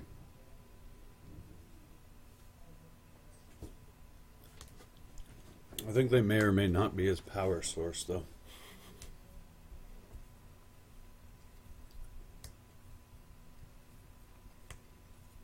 I'm fairly certain Mackenzie has not even assumed his final form yet, so we may see a game 5 forced. 3-1 predictions not looking so strong right now. But you never know with a combo deck. Here comes the Council's Judgment. One of those death rights are going to be going away. Cool if it was Maelstrom. It would be much better if it was Maelstrom Pulse, that's for sure. That would just be dirty. Imagine. Man.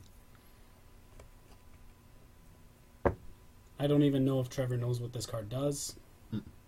It certainly doesn't look like it. Should be Exile, shouldn't it? I'm fairly certain it should be, yeah. We'll go Yeah. do the informings.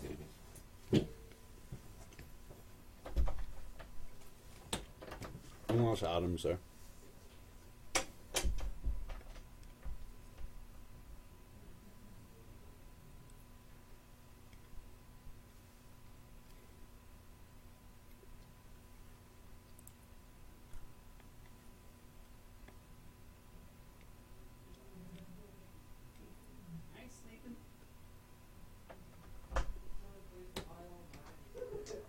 Oh.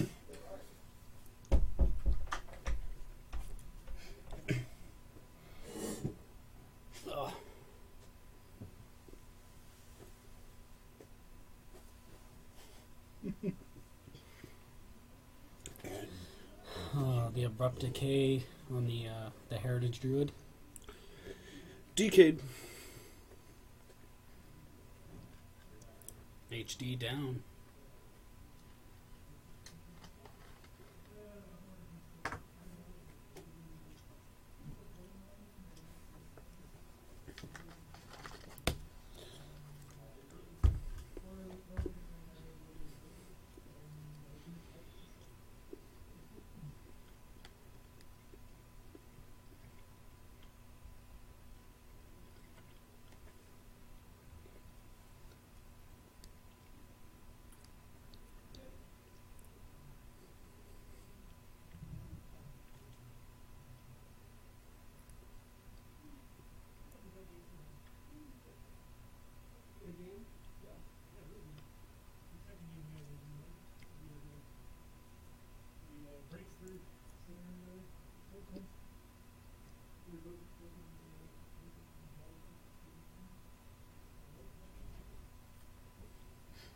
Knight of the Reliquary for Mac. And Trevor just slowly draining him.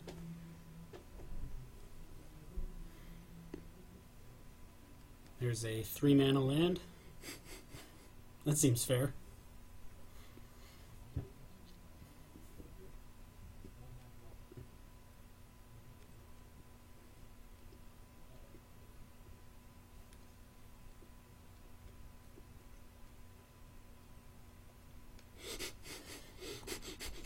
Oh! Surprise Craterhoof Behemoth. Hello. That's a nice casual +4/+4.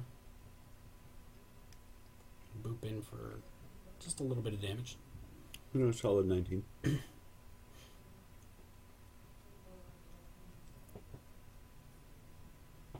Not sure how much Mac can do right now.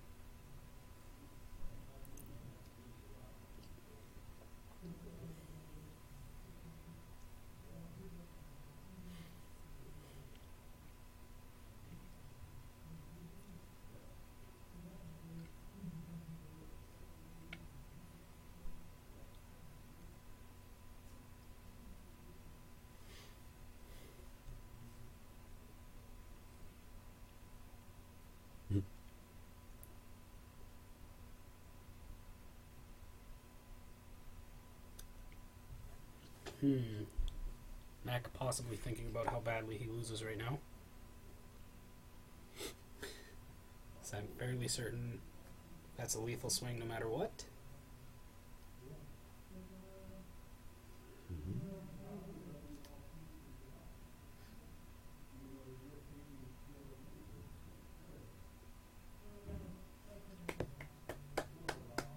And there it is. There you have it, folks. Mr. Trevor Curran is going to take it. A 3-1 victory over Mackenzie.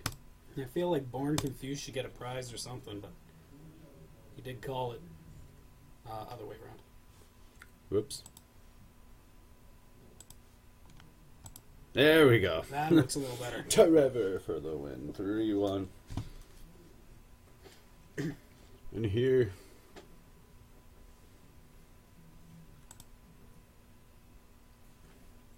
is the ending of the tournament.